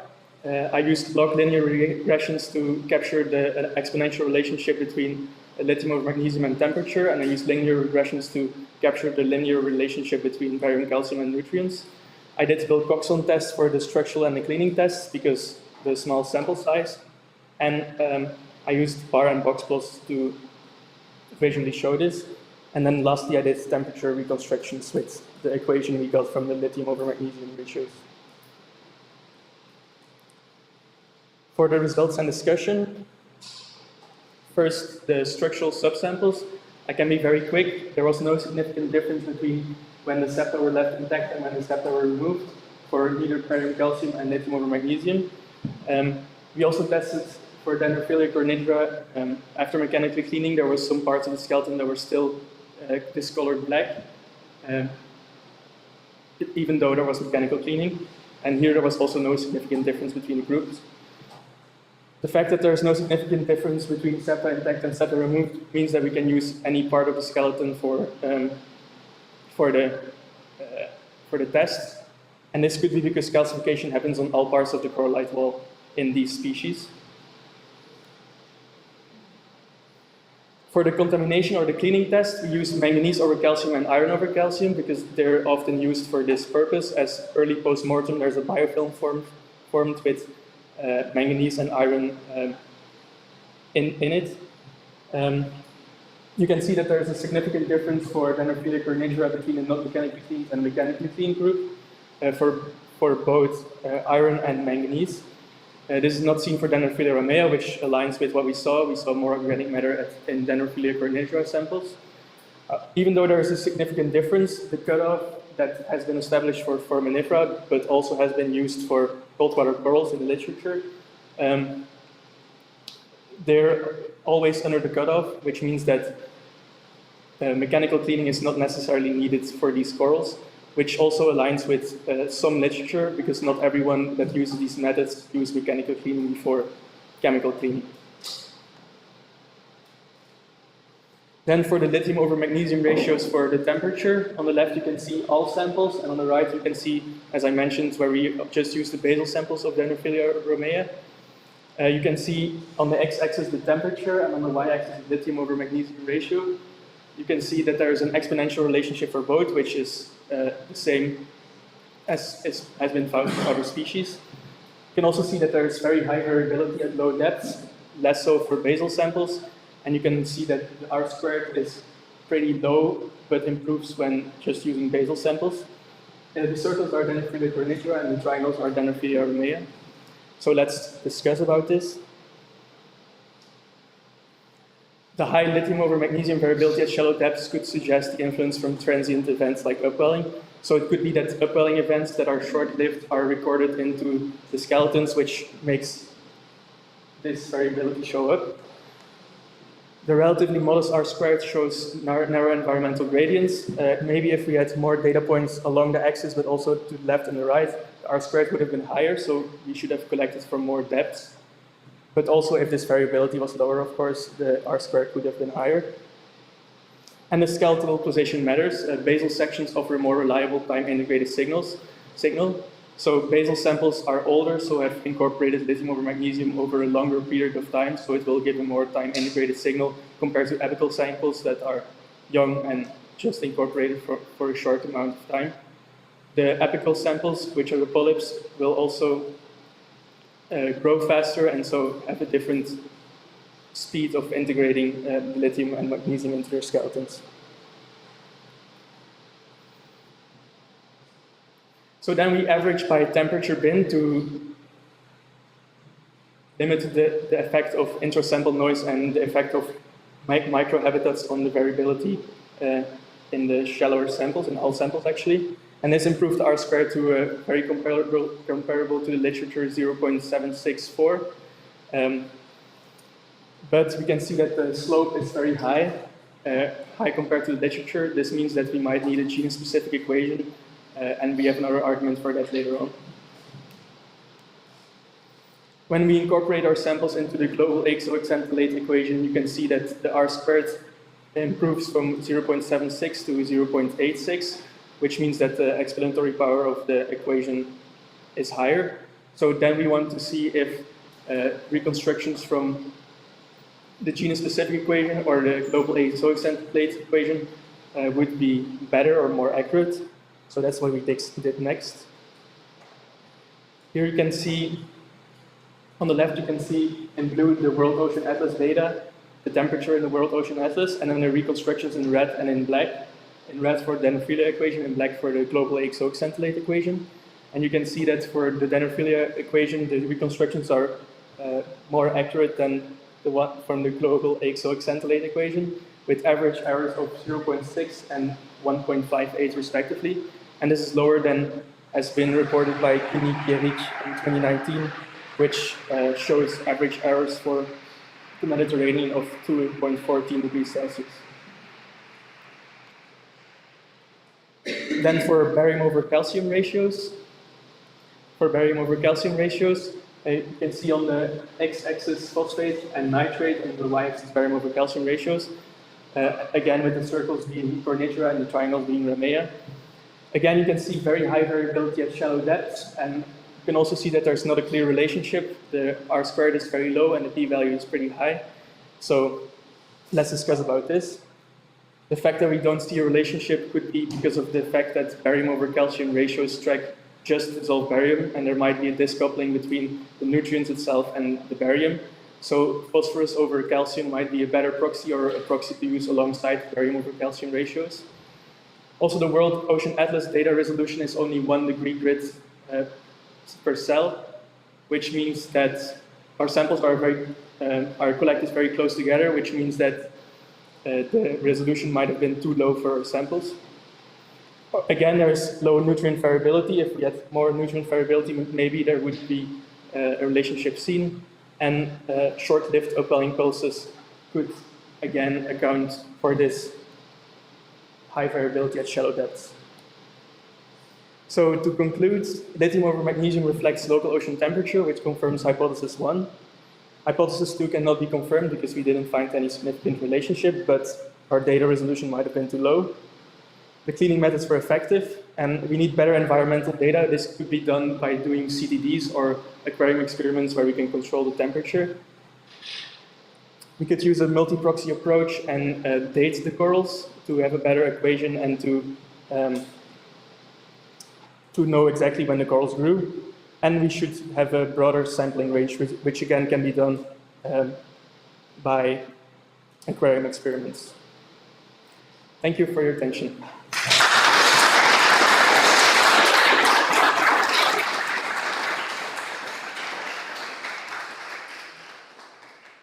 Very much precisely 15 minutes nearly to the second. Congratulations. Thank you. So let the member of the jury want to go first. Yeah, thank you for the presentation. And so I was wondering, so you took your sample from the field, then you took your sample from the field. Right? Yes, I did like it myself. Okay, but so how many times it passed from the collection of the sample to the beginning of the experiment? Actually, the samples were collected in 2020 or 2019. They were collected live and then stored in the lab. So it's been a couple of years. Okay. Yes. Yes. Okay. So why did you select two species of the software? Which different? So we actually tested, I didn't include a lot of this, but we tested the two species separately. But we decided to put them together and do a genus-specific equation instead of a species-specific equation because the depth range of Dendrophilia cornigera was so low, so there would be hard to see any relationship at this range. So we grouped them together. Another option would have been to just use Dendrophilia ramea and have a species-specific equation. Just which program was it? The Copernicus, I actually, for everything I showed in this presentation, I used World Ocean Atlas data. But the Copernicus, for everything I did in this presentation, I used World Ocean Atlas data. But I also checked between seasons if the temperature, or if I have a supplementary slide. If the conditions are constant between seasons, so if we could use a year-round equation, or like use the data from year-round or not, and everything was pretty stable, so we decided to use a year-round equation. So that's Copernicus data, Copernicus. Yes. Are exactly from the same sites? Yeah, so the sites are shown here. I went over it pretty quickly, but the red crosses indicate where they were collected. Both collected By fishing fleet, it was bycatch. Yes. Yes. Yes, it's all bottom contact fishing. Yeah. Just because you know which is the rate of production. I don't know the exact rate, but I talked to my supervisor and they said that it's like super, like a lot. So that it's like, yeah, they are surprised that they even keep catching it because they collect so much. Yeah, it's very much. Yeah. Thank you for the presentation.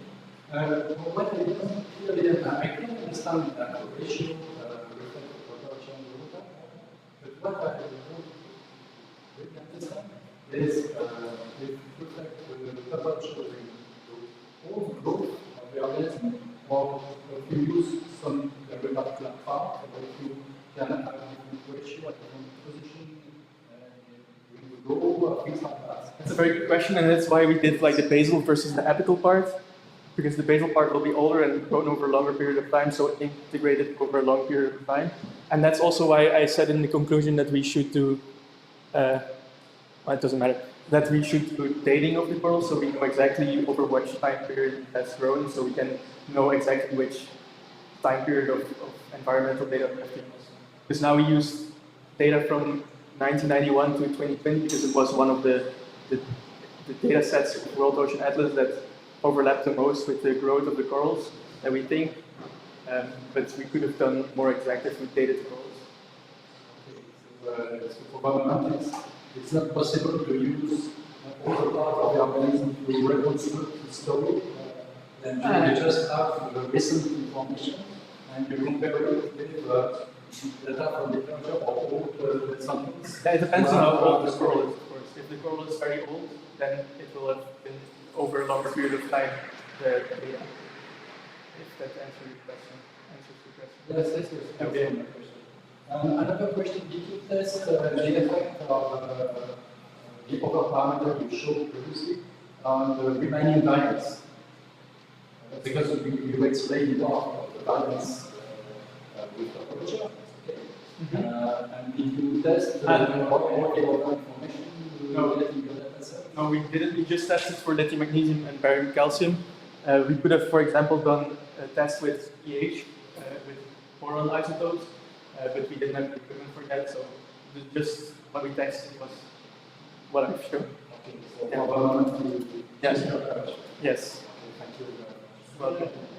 Just a quick question, but you know which is the lifespan or the growth rate from each general and Yes, the lifespan is very hard to say because they grow and they're basically immortal. Well, they're getting called as bycatch a lot, but the growth rate is very variable because like articles express it not in centimeters because they're dendroid, so they express it in polyps per year, and it was something like per 2 months or something, and it was 4 to 12 per how many months, so it was super variable. We couldn't really do anything with that. Yeah. It was very hard to establish. Question. You showed something inside, so it's west of Spain. Yeah, like and you show a graph. Yes, this. Can you explain that? I can explain that. The reason I did that, it's this graph, right? And the reason I did that is because this study used corals from tropical areas, which doesn't align with my corals, and used tropical corals from Antarctic areas, which also doesn't align with what I did. And then Mediterranean was the most similar to what I studied. It's because it's the closest. Yeah, it's the closest that was in that study. Yeah. So related to some of the questions from Christina and Stefan, so we understand that you cannot like combine that to like a life history. Yeah, like road lines or something. Yeah, so you have an integrated measurements over your organism's life. But in your perspective, you say we need better, maybe better environmental data, and you talked about CTPs and things like that. But that would give you instantaneous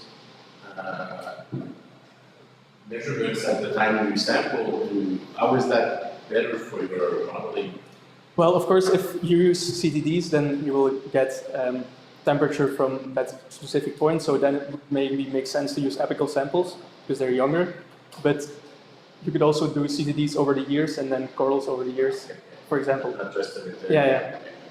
Is that okay? No, but you, Yeah. you also need something integrated, I think, in your environment. Of course. Which are going to integrate in your biological measurements. Yeah, please. Of course. Yeah, we're having a discussion. It's great. But maybe some relationship between density or 2 points, 3 points of the points in relation to the You mean density of the water, or the, sorry, can you repeat the question?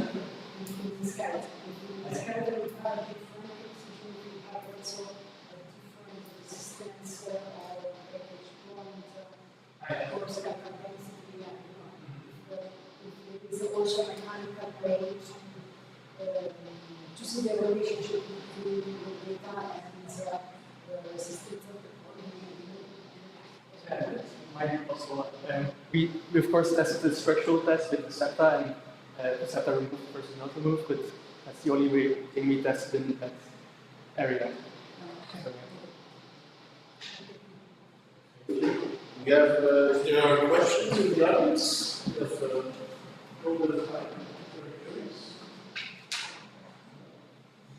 too loud. Thank you very much, sir. thank you.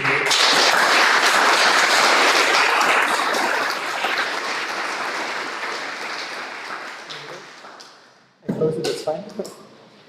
We are going to need to wait a few minutes before we start, because if there are people coming online to watch the next student, we need to be okay. I didn't want to interrupt anybody. You can avoid, for the next presenter, you can avoid coming down on stage, because then they don't see you online. Yeah, for the motion sickness of the Sorry? It's very hard to hear. Did you hear the question? No. I'll try to speak louder. Is that good? You can understand. Yeah. Can I ask you to try to speak louder when you answer questions? Don't scream. Try to. Yeah. But I really think it's Huh? The linguistics are not great. It's done for one person to speak, the rest not for the.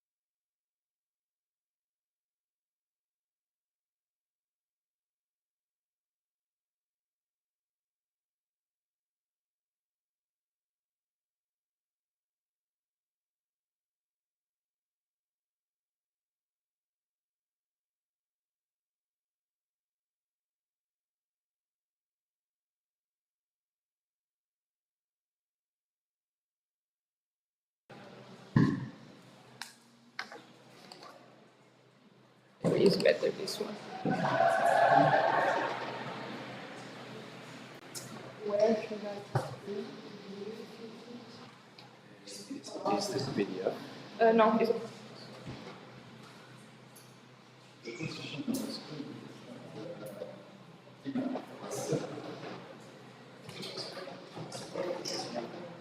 okay, thank you. So we are staying with Coral for another Yes. half an hour. Yeah.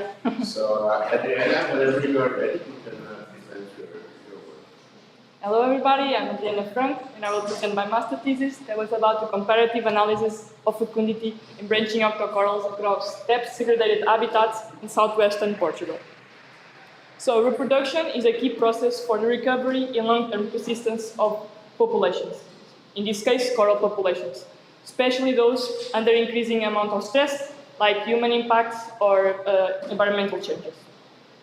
The loss of, in slow-growing species like corals, the loss of large and mature colonies can significantly reduce the capability for an organism and a population to recover from the disturbance. So understanding the reproductive traits such as side-first reproduction and security is essential to understand the population dynamics and population resiliences. So side-first reproduction is one of the possible indicators of the threshold at which an individual reaches the sexual maturity and starts to contribute for the population growth.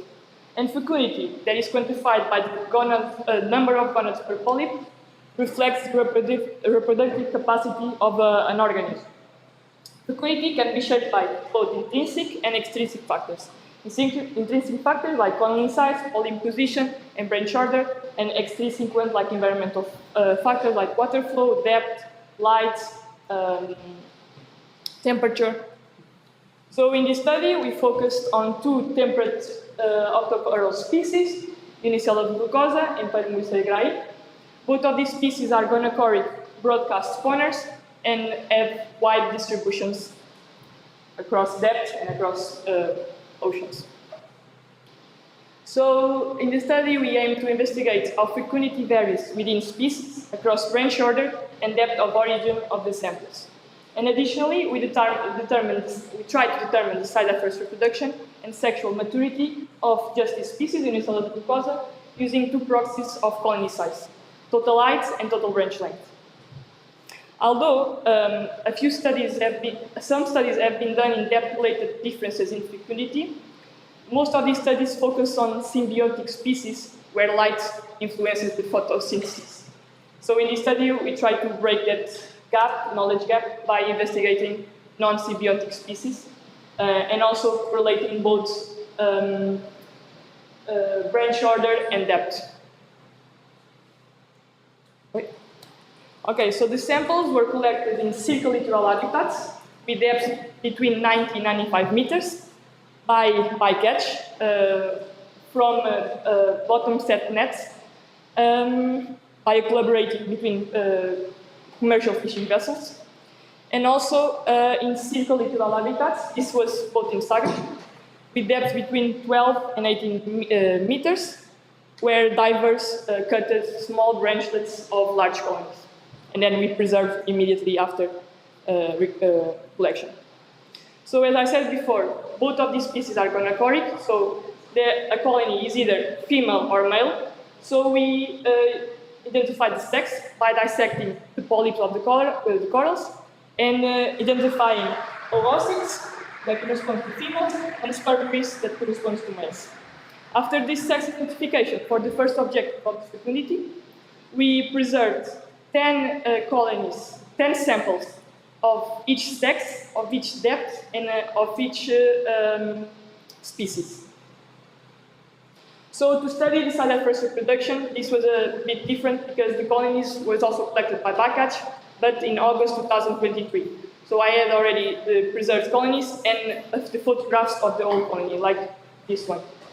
So using ImageJ software, I calculated the maximum height, maximum width, and the total branch length, that is cumulative length of all the branches in the colony, giving us the colony structure. After these measurements, I dissected 20 polyps of each sample and saw if they had gonads present. If they didn't have any gonads in the 20 polyps, I consider them as immature. To study the fecundity from the 10 samples of each sex, each species, and each depth, we classify the branch order hierarchical by defining first order branches as the most distal branches, and the higher order branches by the ones that join the first order, the other order branches, lower ones. So when two first order branches meet, they form a two order branch, and two order branch meet, they form a three order branch. So after defining this order pattern, we dissected 10 polyps of each branch order. Some samples didn't contain this third order branch, so we excluded the third order branch from the statistical analysis. After dissection, we counted the number of gonads in each polyp, and then we measured the number of the oocytes. For the statistical analysis, we performed a zero-inflated generalized linear mix model to account for over-dispersion and zero inflation that is typical in gonadal count data, like gonadal count, like this. So for the results in discussion, for the side of first reproduction, here we have two box plots, one showing total height and the other showing total branch length, based on sex. The red dot indicates the mean.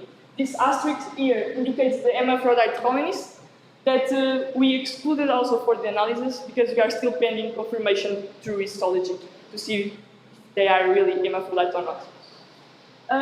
So this was a small sample size. We're just 18 small initial colonies. We found 5 males, 5 females, 4 immature, and 2 hermaphrodites. Modular organisms, like corals, colony normally starts to reproduce when they reach a minimum size.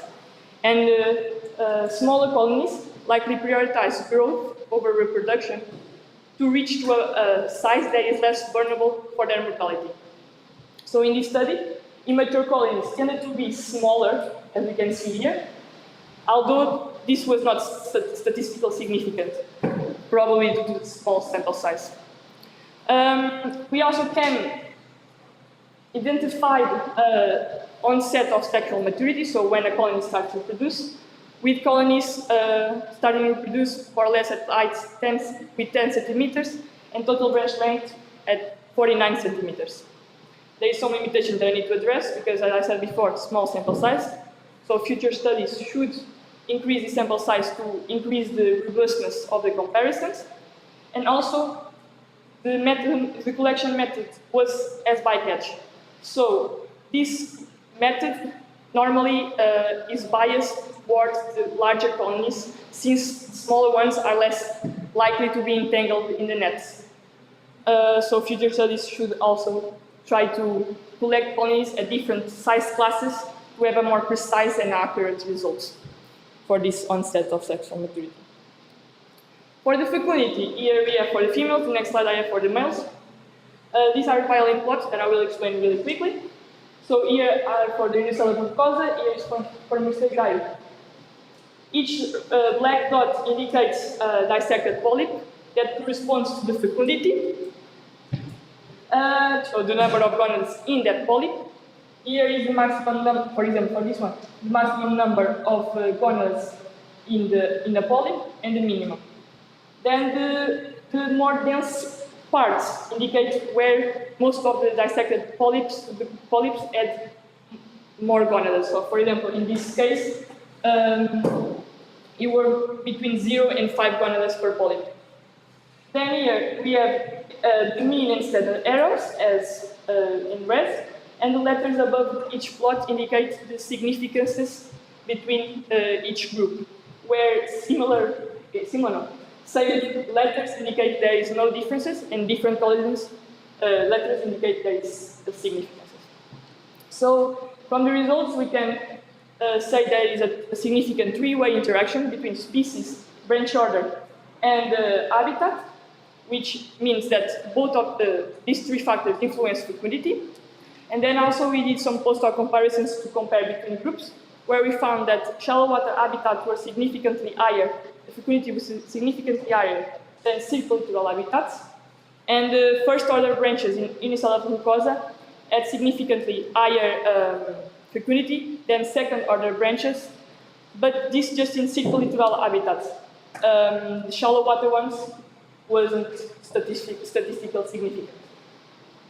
For Hypermusegrae, it was also the same trend, so first order branches significantly higher than second order branches, but just for shallow water, the opposites, while circle littoral was not significant. Then, between species, Hypermusegrae had significantly higher fecundity than Unicella rugosa.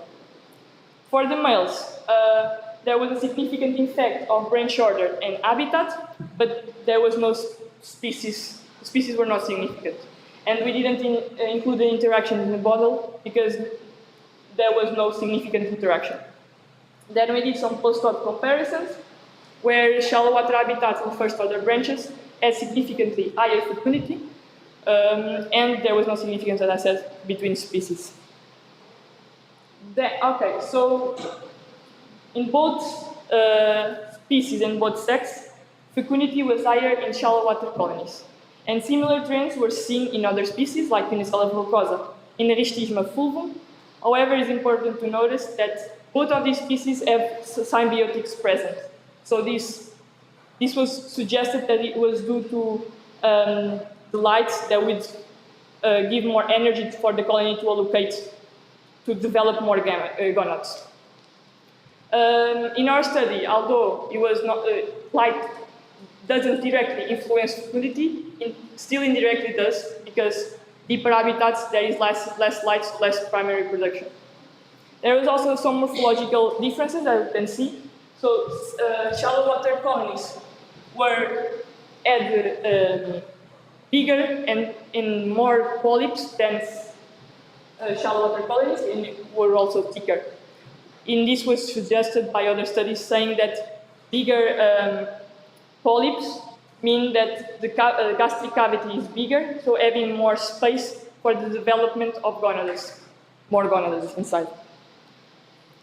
There was also a constant pattern of decreasing fecundity with increasing branch order, and also similar trends were seen in other gorgonias like Paramursea clavata, and this was suggested that with water flow, since the most distal polyps, so the first order branches, are more in contact with the currents and can have a better prey capture efficiency.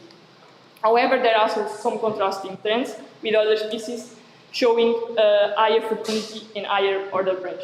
So in this study, we suggested that this is a species-specific context, so each species has their own way of from the branch structure, and also this depends on environmental factors. So there's also some limitations because cyclitral colonies were collected as bycatch, so this induces more stress, which could suppress gonadal development. And also, these colonies were held in captivity for 2 months prior to preservation, because we collected them in June, and then we just preserved in August, joining by the shallow water colonies, because it's known to be the reproductive season of both of these species. So future studies should standardize these collection methods and also collect environmental factors to understand how these extrinsic factors shape fecundity. To conclude, this study provides new insights in the reproductive ecology of both species, because these species were never studied in this fecundity kind of way. It also contributes to the understanding of ecological strategies, offering basis for monitoring in conservation plans, and also highlights the importance of including both morphologic and environmental factors into the study to understand how this fecundity changes between depths. Yeah, thank you.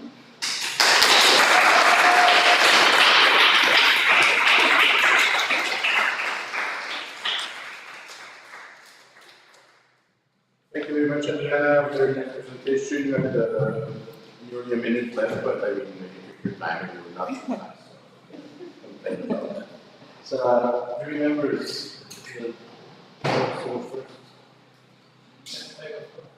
Yeah, right? Okay, yeah, thank you for the presentation. So I don't really have a question, but just a curiosity and I just wondering, so to quantify the number of quantity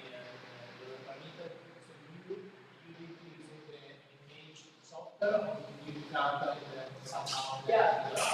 For the count number of measures of gonades, I use the stereo microscope, where I dissect the body and then count the gonades and count it. Yeah. The image of you Yeah, and then I use the image software that is to contact next to the microscope, that is then light beams, to measure the number or the diameter of the oocytes.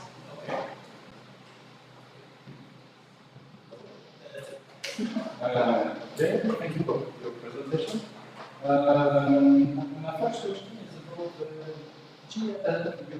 You talk about GL in the and I didn't see the results of this analysis in the next slide. That's the p-values. Sorry? The p-values? I get it. Not only with the values, but also. What do you mean, p-values? What do you consider as constraint variable the general real model? Suppose you define the different variables you use in the lesson. Yeah, I use in the model I use the French order, species, and habitats based on the particular levels of abundance per component. And then the significance were that shallow water habitats were significantly higher than sequel to habitats. And I did most of comparisons compared to Okay, and so you didn't present the presence of your that's in the reports. Okay. Okay, I understand. Because there was only the p-values in your presentation, and personally I was interested by the result of the model. Okay. I understand it was not the our presentation for clarity. No, yeah, exactly. And my second question. Yeah.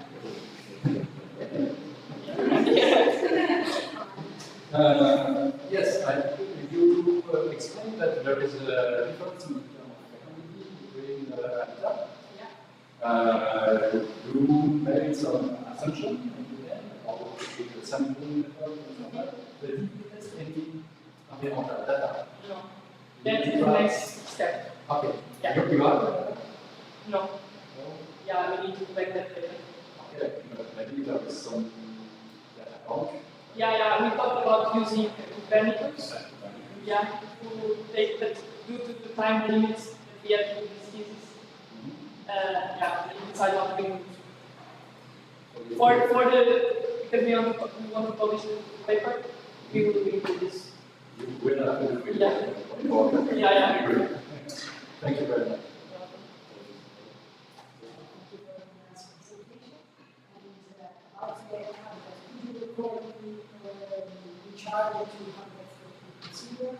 So I consider circle-lineal habitats that were depths between 80 to 95 meters, and shallow water habitats we said that maybe with depths between 12 and 18 meters.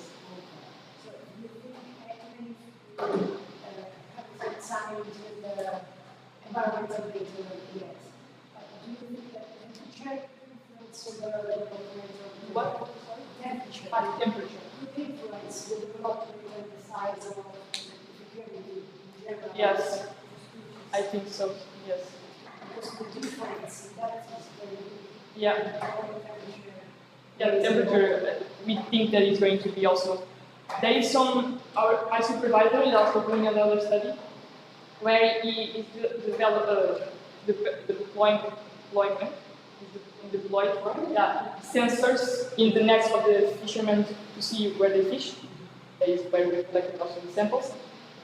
And they are there for the whole year to see how these differences of temperature. Yeah.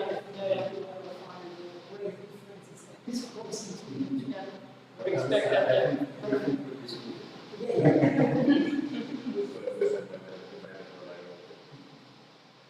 The same species, even from literature, if there are different distribution, sex segregation between males and females, There is not a lot done in both of the species. At least I will have a question if you have time. Yeah. But the jury gives me time to ask a question. Can you go back?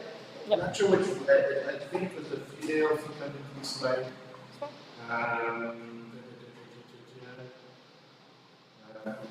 Yeah, like the postdocs you're showing is for the age groups that we are seeing here, right? Because this is your model was based on the branching order, the habitat, the species. Yeah. And so it gives us this age groups.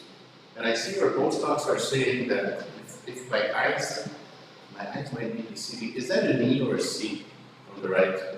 For the branch order 2 in the shallow water, for the, no, in the graph, in the violet plot. Here? That's a C? It's a C, yeah. And I see this, but I guess it's an E. It's an A, B, A, C. Yeah, and then if you go on? D, F, E, F. Okay, it's an E. It's my old eyes are deceiving. Like, that's not possible that these are two C's here. There's a problem with that with my eyes playing with me.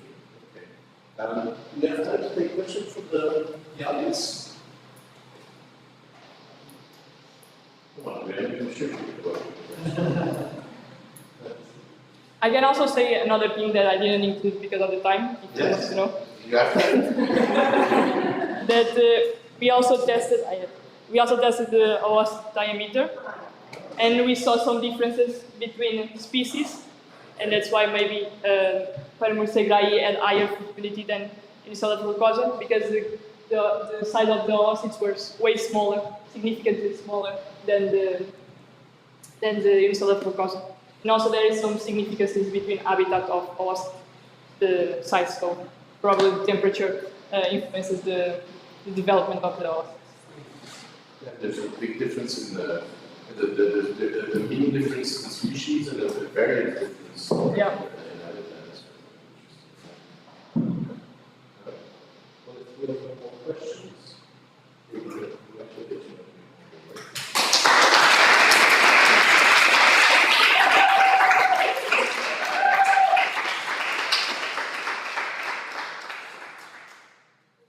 We are going to wait a few minutes for our last presenter.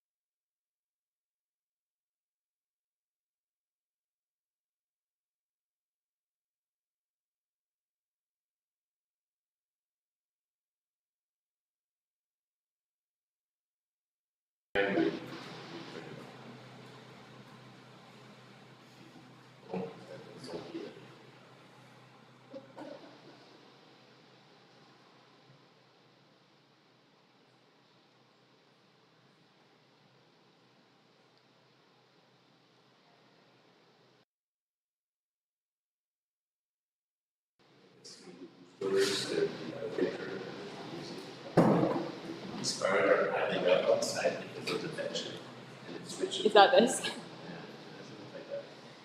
You go. All right. Thank you for waiting a few minutes with us. We just wanted to make sure people online would be able to make it. So we'll continue with the last presentation of the day with Eleanor Castle, and we're seeing in the world of corals. So, and Eleanor, you have 15 minutes. Thank you. Welcome everyone to my thesis presentation. I'll be presenting on tracing corallivore-mediated nutrient dispersal and assimilation into benthic calcifying organisms, also known as the perks of poop. So a brief outline, I just want to start by saying my thesis isn't done yet and I haven't received my data. So after the introduction and methods, I'll share the next steps with regards to when I do get my data, what it will look like, followed by anticipated results and a summary. So to start with reef fish, as you can see in this picture, fish are major contributors to the biomass of coral reefs, and therefore they're central to the nutrient fluxes of these oligotrophic ecosystems. They store nutrients in their biomass as they grow, they move nutrients around the reef as they travel, and they also transform nutrients as they pass through the digestive tract and are expelled in variable forms. And if you've ever been diving or snorkeling, you can see that fish are very diverse in how they look, act, and function. And because of that, they also play diverse roles in these nutrient fluxes, roles that are dependent on behavior. So movements such as schooling, movements such as schooling, territoriality, and migrations can create nutrient hotspots around the reef that can enhance benthic productivity or can lead to the arising of specific benthic communities. It's also influenced by their morphology, so traits such as body size and intestinal morphology influence how a fish processes and then releases its waste, both through excretion rates as well as assimilation efficiencies. And it's also dependent on trophic guild, so diet and degree of dietary specialization are very important for the type and quality of waste that a fish produces, because basically we poop what we eat, and so do the fish. So herbivores have different wastes than corallivores, which are different than detritivores, and so forth. And if we incorporate all of these different methods of study, as well as these different traits for fish, we can begin to build models to understand how fish are redistributing nutrients around the reef and how they're affecting different benthic compositions and overall productivity. But a key gap that still exists in trying to create these nutrient fluxes is understanding the role of uptake within the benthic organisms. So most of these studies stop at nutrient release, so quantifying how many nutrients fish are putting out in the seawater, or they stop at quantifying the elemental composition of feces or stomach contents. But we don't really know very much about how those nutrients are then taken up by algae or corals in the benthos. So key gaps include how bioavailable are these nutrients to the benthos, so how well are they actually being recycled, and are these nutrients more available to reef-building corals, which are very important for the overall structure and functioning of a reef system, or their competitors such as algae. And so this brings me to the objectives of my project, which was to quantify the carbon and nitrogen transfers that are going from a coral to a fish via their consumption pathways, and then from a fish to corals and algae via expulsion pathways using a labeled isotope experiment in the laboratory. The second objective was to compare the uptake of fish-derived detritus in reef-building corals and calcareous macroalgae, and in this we'll be able to investigate the role specifically of coral-feeding fish and their specific nutrient cycles. But perhaps we can also then take these methods and apply them across larger scales to begin to quantify the bioavailability of these nutrients in the wider fluxes. So now for the actual experiment. So this experiment was conducted at Heron Island, which is an island on the southern end of the Great Barrier Reef in Australia. And the island is relatively small, but fringed by a big sandy lagoon that has scattered patches of corals, mostly Acropora and Porites. And it has semi-diurnal tidal fluxes, and this picture I took at low tide. So you can see at low tide, much of the water actually flows completely out of the lagoon, leaving the corals very exposed to air, sunlight, and this means that this ecosystem is very dynamic in both its physical parameters, but also the biotic communities that are shifting in and out of the ecosystem every day. And so Now for the study organisms. For coral, we chose Acropora aspera, which is a species of staghorn coral that is a common habitat builder in the lagoon and has been used in a wide variety of different laboratory experiments, so we know it performs well in the lab. We collected from 7 distinct colonies spread throughout the lagoon in order to try and capture 7 different genotypes, and we took these fragments into the laboratory where they were acclimated for 5 days prior to the experiment. We focused on Catodon melanotus, which is a species of butterfly fish that feeds on a variety of coral for its prey. And the butterfly fish are very interesting because most of them are facultative or obligate corallivores, meaning they have this very tight nutritional relationship with the coral and also live in close proximity to the coral. And so much of their waste is then expelled directly on top of corals or next to them. And interestingly, this waste is also then derived from the coral itself that they earlier ate upon. And so this is potentially a very tight and localized nutrient loop between the predator and prey. And so that's why we chose to focus on this family. And so we collected 14 of these individuals from the lagoon at mid-tide using nets and clove oil, brought them into the research station where they're housed in individual aquaria, and they were fasted for 24 hours prior to the start of the experiment so that they could clear their entire digestive tract. For our algae, we chose Halimeda, which is a common genera of green macroalgae, and they're interesting because they actually secrete a calcium carbonate skeleton, much like corals, underneath their tissue, and they often co-occur alongside a lot of corals, including Acropora, either right next to them or even on top of them. And so they experience a very similar nutritional and physical environment as these coral colonies. So now for the experiment itself, we used a fairly standardized type of experiment known as a pulse chase. And what happens in a pulse chase is that you add a pulse of heavier, less common isotopes into a system, and then you monitor them over time in order to track where these nutrients are flowing between organisms or between tissues. And so we use the pulse chase in order to quantify the nitrogen and the carbon movement between the fish and the corals and the algae. Importantly, this experiment had to happen in 1 day because we were relying on natural sunlight, and so 2 of our organisms are photosymbionts, or the symbionts are photosynthesizing as well as the macroalgae, and so therefore we needed to happen during a singular daylight period. So our 3 phases were each 3 hours, with a little bit of time in between for sampling and moving of organisms. The first phase was the incubation phase, which occurred in the morning. So we incubated 56 fragments of Acropora in groups of 4 into 14 airtight chambers, and they were incubated for 3 hours under natural sunlight. We had an enriched condition in which these containers had artificial seawater that was prepared with carbon-13 labeled bicarbonate and nitrogen-15 labeled ammonium to nearly 100%. That's why we chose to use artificial seawater. The control also was prepared with artificial seawater and the same nutrients, but these nutrients had the natural isotopic abundances, so predominantly carbon-12 and nitrogen-14. After 3 hours, we sampled 1 fragment per container, and these were paired by genotype, so 1 genotype per treatment, and this represents the initial isotopic abundance from that incubation phase. The remaining fragments were then moved to the second phase, which is the feeding phase, and they were placed into individual tanks that had 1 Catodon melanotus individual, which then fed on the fragments for 3 hours. We also recorded bite rates at this time using GoPros. After 3 hours, we took the fish from this tank and moved it onto the third tank, in which there was fresh seawater, and there were new unlabeled coral fragments and Halimeda on the bottom. There was a mesh covering up these benthic organisms to prevent the fish from feeding on them, but still leaving them exposed to any waste derived from the fish itself. We sampled 1 coral fragment and 1 Halimeda at 1.5 hours, or halfway through, and we sampled the rest at the end after 3 hours, and we also sampled the fish at this time. And then it was sunset, so experiment had to end. And this is how it looked in real life with our incubations. This is video from our GoPros. You can see this was a very hungry fish, and here we have the expulsion phase with the benthic organisms underneath, and you can see the fish in their tanks as well. To prepare our samples, we airbrushed the corals to separate the tissue from the skeleton, and then we fractioned those samples into a coral and a symbiont fraction. We also collected whatever remained in the stomachs of the fish, whatever remained in their hindguts, so feces, and a tissue sample from the muscle on their back. And we also decalcified the algae and took that tissue as well. And then all of these samples were dried, ground, and sent off for isotopic analysis, where they currently are. So this brings me to where we're currently at with the experiment. So the experiment has happened, the sampling has happened across these different factors or phases, and we're waiting on the data that is derived from isotope ratio mass spectrometry, which tells us the relative abundance of the heavy isotope in our sample relative to a standard. It also tells us the % carbon and the % nitrogen in our sample. And we not only will have this data for the enriched samplings, but also for the controls. And the controls represent this baseline isotopic signature, so the amount of the heavy isotope that one can naturally find in these taxa or tissues. So when we take those two together, we'll be able to calculate the excess nitrogen-15 and carbon-13 in our enriched samples, and those can be directly related back to the incubations in which those nutrients were added.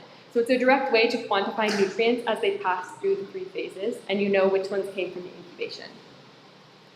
I also collected a series of supplemental data, including morphometrics from all of our different organisms, symbiont density, we're getting ICP, so elemental concentrations from our different coral genotypes, relative intestinal length, bite rates, and this will help us kind of contextualize and standardize and scale our results once we do get them. So now I'm going to show some predictions. I want to start by saying that I will show figures, but that is just because I want to show the patterns you would expect. There's no data behind them, there's no numbers on them, and they're not quantitatively specific. So they're just hypotheses at this point, and that is why I'm showing them. So the first prediction is that enrichment will be detectable in the expulsion phase, indicating that nutrients have passed through our 3 phases to end up in these organisms. This graph here shows the hypothetical isotopic enrichment in the corals across phases. So on the x-axis, we have our 2 phases, incubation, expulsion. On the y-axis, we have isotopic concentrations in micromoles per milligram of that nutrient in the overall sample. And they're separated by carbon on the left, and nitrogen on the right. And so some key findings we might expect from this type of graph would be that all of our values are above 0, which would indicate that there was some degree of uptake and then transfer of these heavy isotopes between our phases. We would expect to see higher levels of enrichment in the incubation phase compared to the expulsion phase, because as the nutrients pass through these different organisms and phases, we'll have things like dilution as they're diluted in the overall tissue and seawater. Also, incomplete transfers, as some of those nutrients are taken up and not passed on to the next phase. For example, the fish did not eat all the tissue off of the coral fragments.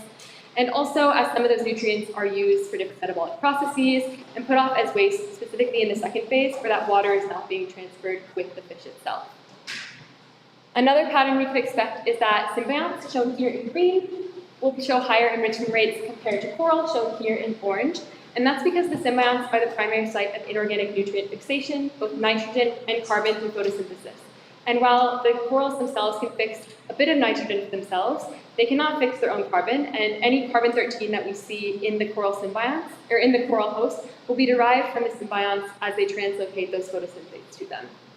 And then a final trend that we might see with this comparison is that nitrogen should show a higher enrichment than carbon.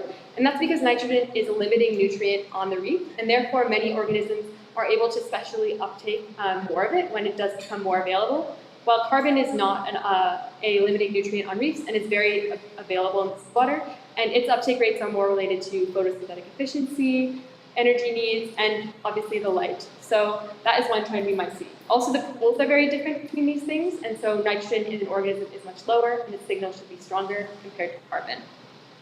We also want to look at how this transfer is occurring, and for that, we will look at the hypothetical isotopic enrichment in fish, so between the 3 different fractions that we collected from the fish. So on the x-axis, we have fraction, so we have stomach content, species, and tissue. And on the y-axis, again, we have isotope concentrations in micromole per milligram of that nutrient. And then again, it's split by carbon and nitrogen. And across our 2 nutrients, we would expect the same trend, which is that stomach content should show the highest amount of these enriched nutrients. And that's because it's relatively undigested prey coming directly from the incubation phase, while feces should be slightly lower because some of those nutrients from the stomach have been assimilated, have been used for different metabolic processes, and have been used for energy. And then we should see the lowest amount of enrichment in the tissue, if any, because muscle tissue especially is relatively slow in being generated, and this is a very short experiment for this kind of signal to show up in tissue. And so overall, we expect to see that labeled nutrients will transfer between these organisms, indicating that fish waste is a bioavailable form of nutrients, and we hopefully should be able to actually quantify how much of those nutrients are passed on.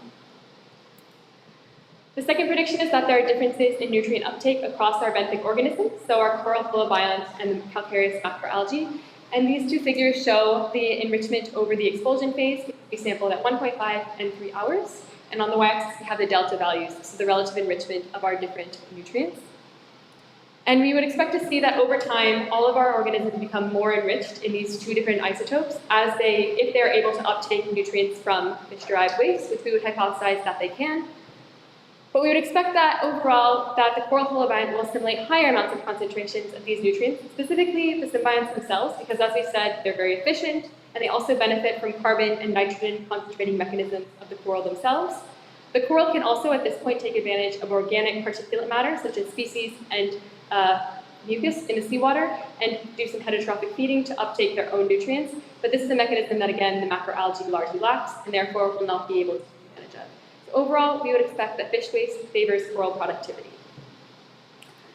So the hopeful outcomes of this experiment is to quantify the bioavailability of fish-derived waste to these specific benthic organisms and contribute to future nutrient modeling. This is just the first step in trying to quantify these things, and I think that it's also a first step in seeing if this is a method that can be pursued in future studies and how to expand upon it.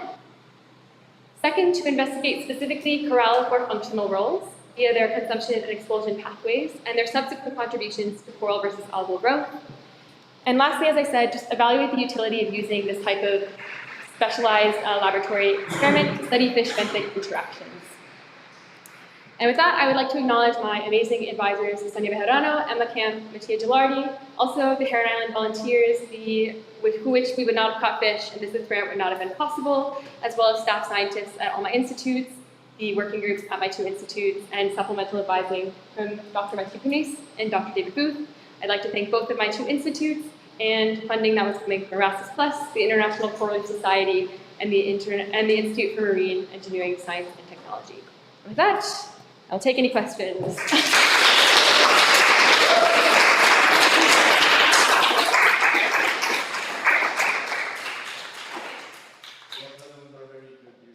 Time, not always easy to present something that is not completely at every Yeah, every day I check the email and I'm like, is it here? It's supposed to be here this week.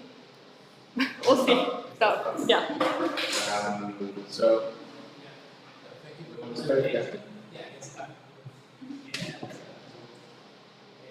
I was just wondering if you have any information about the nutrient concentration of the area. When we do some of the nutrients, and also if you some so you can quantify somehow the fragment.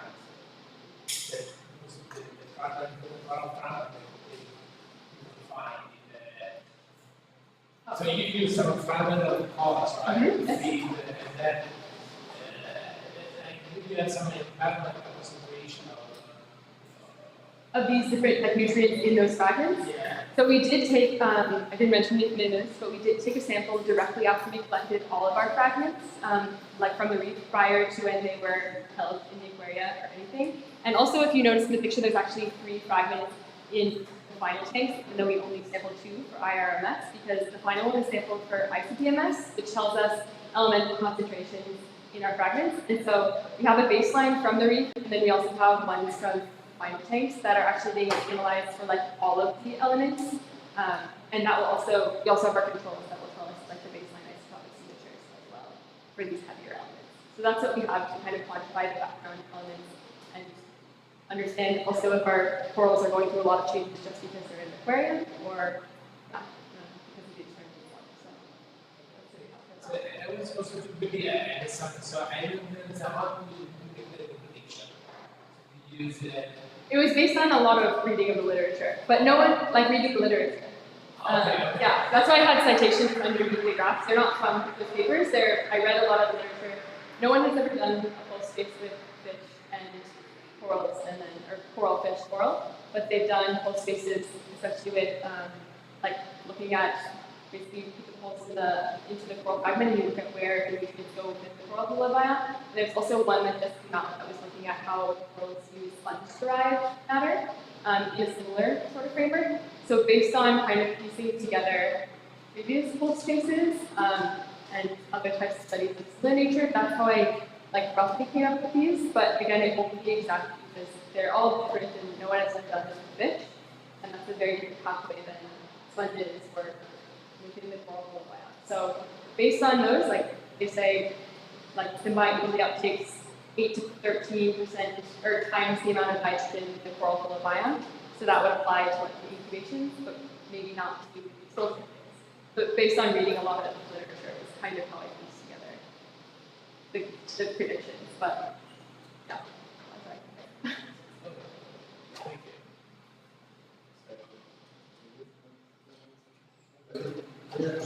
I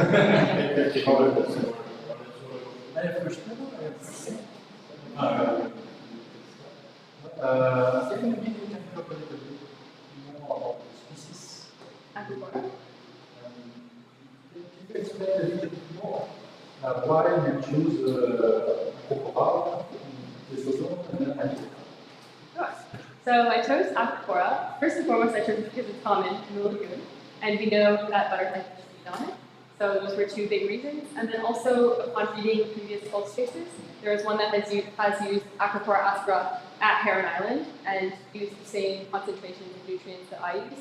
And so I knew that if I did similar setup in these three patients, I should get a high amount of labeling in that initial coral phase that will then be diluted, but at least we know that they will uptake that initial incubation phase.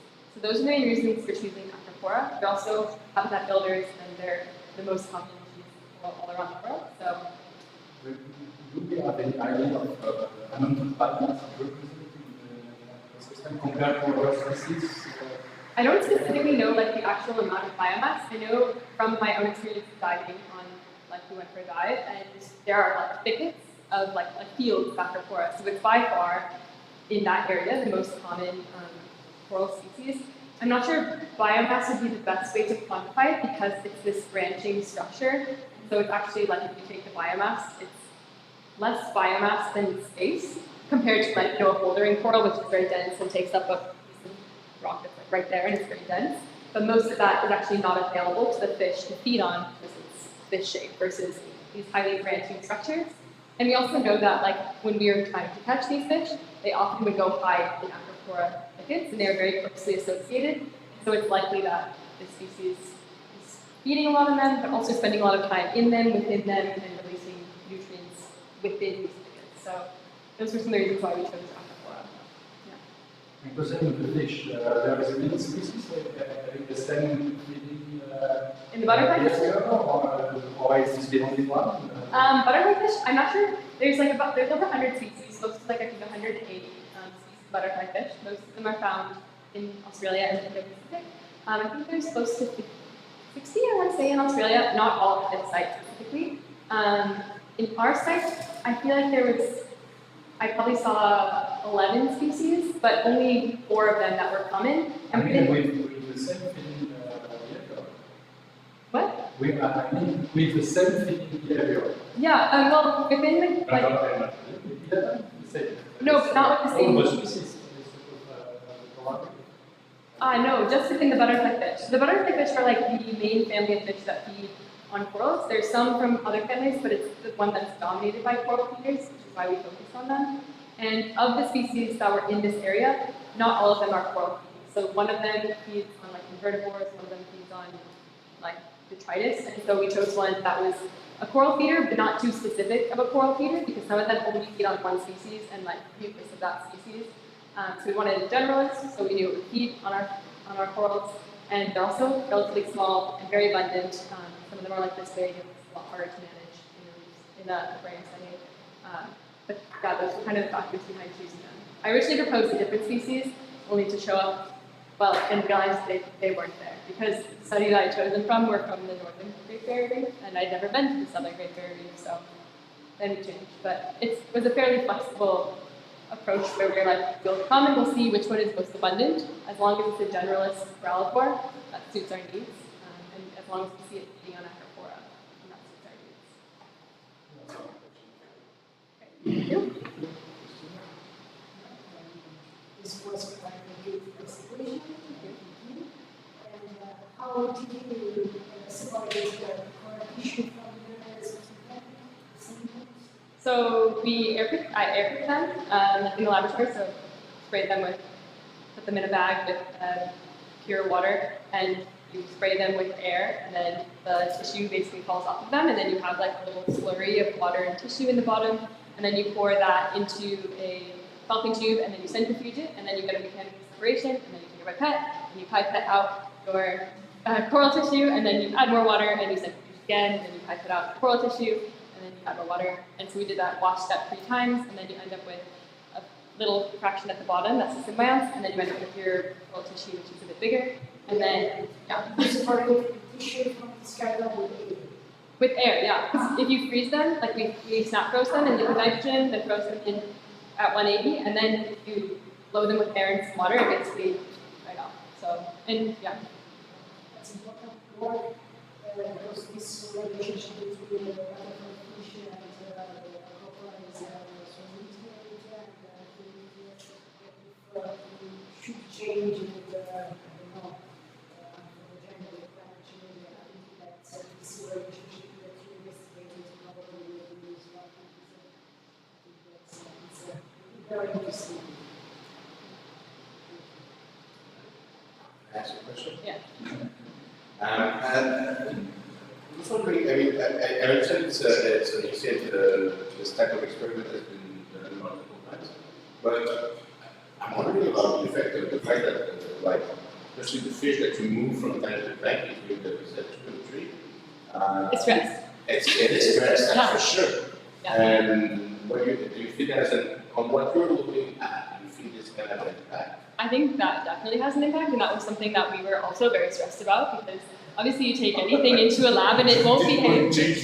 Yeah. No, you're like, the fish won't eat. Oh my gosh. And then, like, what happened? First we were like, we can't catch the fish, and then we we're like, the fish won't eat, and then we were like, the fish won't poop. So very stressful. But I mean, we also did GoPro footage from that expulsion phase, so hopefully we can at least capture some, not from every tank, or not from like the entire period.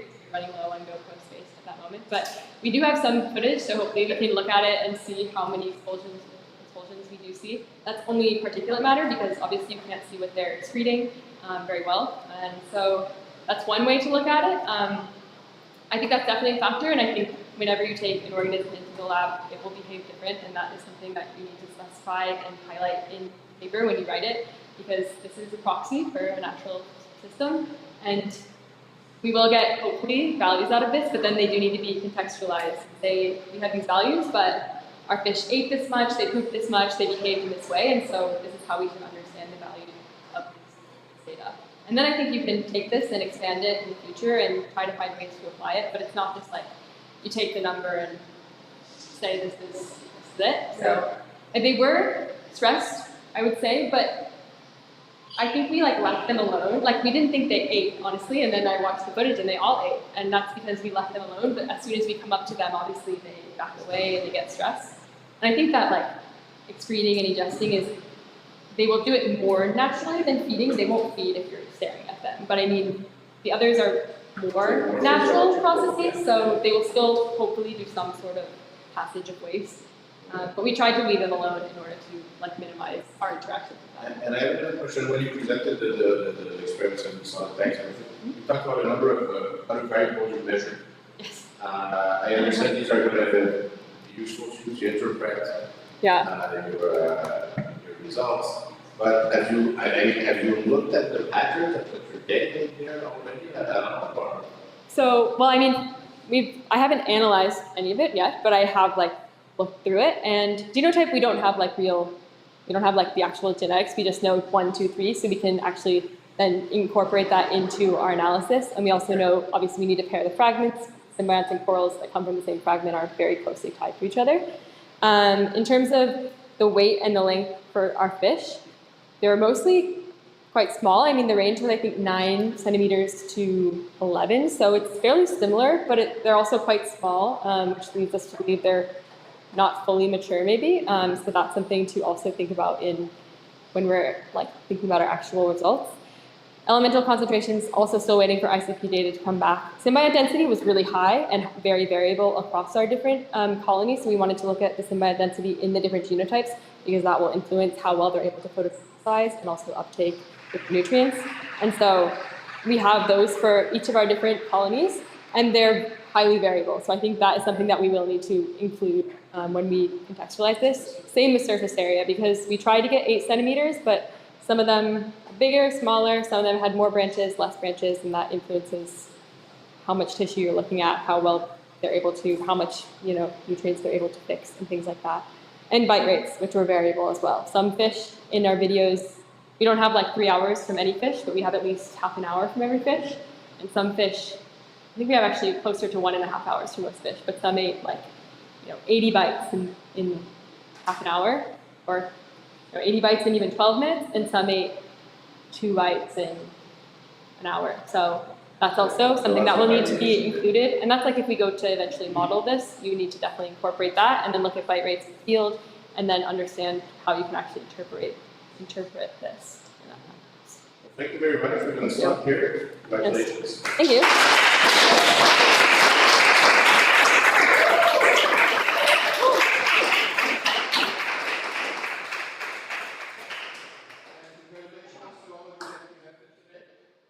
This last session, only company this last session with everybody that did today.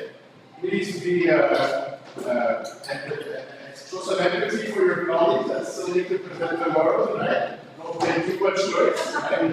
And hopefully we'll see you all tomorrow morning at 9. Thank you.